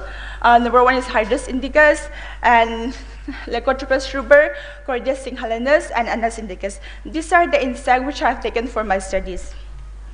And these are some of the information I have required and gained with all its traditional uses. And for this, Anas indicus and Cordyceps singhalenus, I have left out some points. I haven't put the details yet because there is no disproven practices. It have been used as medicinal practices, but there is quite to be published yet for this, its medicinal practice. For Hydrus indicus, it has been used to cure dog bite, and for Lycotropis struber, it has been used as a decoction for blood purification, treating gastritis, diarrhea, and wound healing. Most of it is done as decoction or by boiling their whole body or neem, and also by making paste of it. And for consumption method, mostly it's in chutney form, in fry form, or in boiled form. And I want to give the figuring of this. These are some of the larger view of my studied insect and the size of its collection. And my objective is to evaluate major element as well as minor element by inductively coupled plasma optical emission spectroscopy. And these are my methods and method. Firstly, after collecting insect from its sample site, we have cleaned it for 5 minutes with distilled water, and after they are devoid of dust and mud, we put them in oven drying for 60 to 70 degrees Celsius until become crisp dry. Then for different kinds of insect sample that may have hard cell covering, antennas or wings, and we remove them because we are not eating that as a food. So after that, we grind into powder form using mortar and pestle, and this is the acidization sample which I have done. And for that, I've mentioned the remains of the digested sample because there is some change of coloring before in the preparation and after the digested sample. So I've just highlighted that. And for further analysis of major and minor elements, we have did 2 ICP-OES.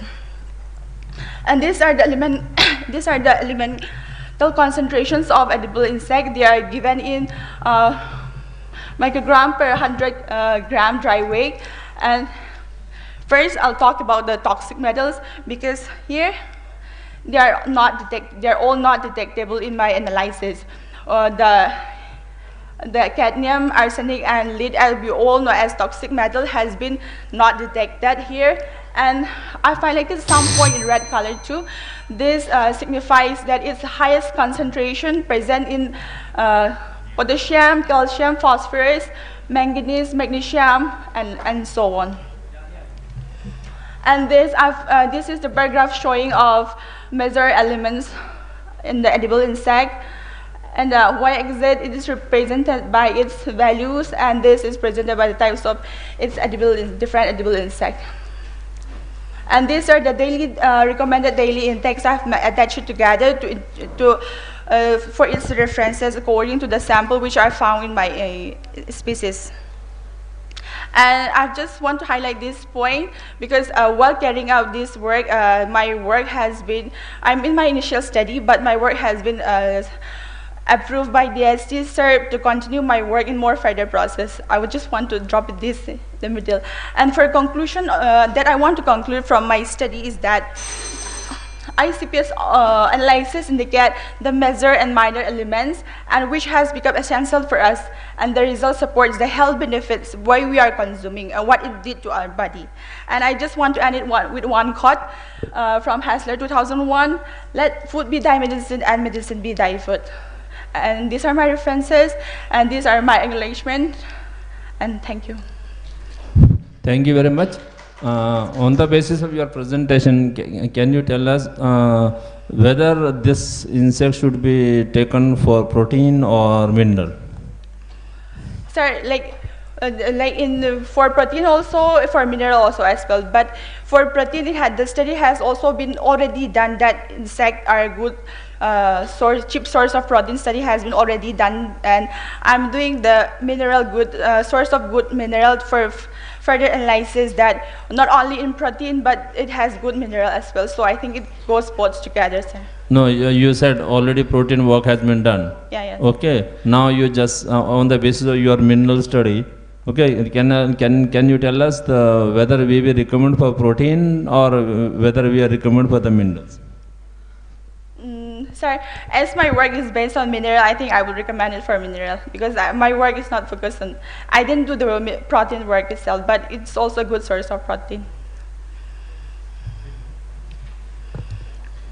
Okay, because you showed a picture of remains after digestion. Yeah. Yes, ma'am. So yeah, so these are the shells, and then I don't know how to call it. Yeah, ma'am. For this, what is the composition of this? This is silicium, or because your classical acid digestion doesn't work, so it means that you have some silicium, or what you have in this hard part of insect? Oh yeah, ma'am. As while consuming as food, we remove the hard cell and the wings and the antenna. So well, I just take the body part. It's reasonable that what you digested, it's the part that is bioavailable, and then what is left is not bioavailable. So then it's probably the thing. Yeah, ma'am, I've just taken the studies for the parts which we have consumed, and I've left out the cell part. Yeah, because also the way to do it might be to try, this kind of simulated gastric digestion, gastrointestinal digestion, and then to check the bioavailability of minerals, of what can be digested. So then it's but this is very timely work, because I know that there are some standard reference materials produced for analysis of insects, of different elements in insects. They will be released quite, I think, in September or October in Canada. So they produced standard reference materials to validate this type of method. So it might be interested in this. Oh, yeah. Thank you for the suggestion, ma'am. I'll look into it. Okay. Thank you. Thank you, ma'am.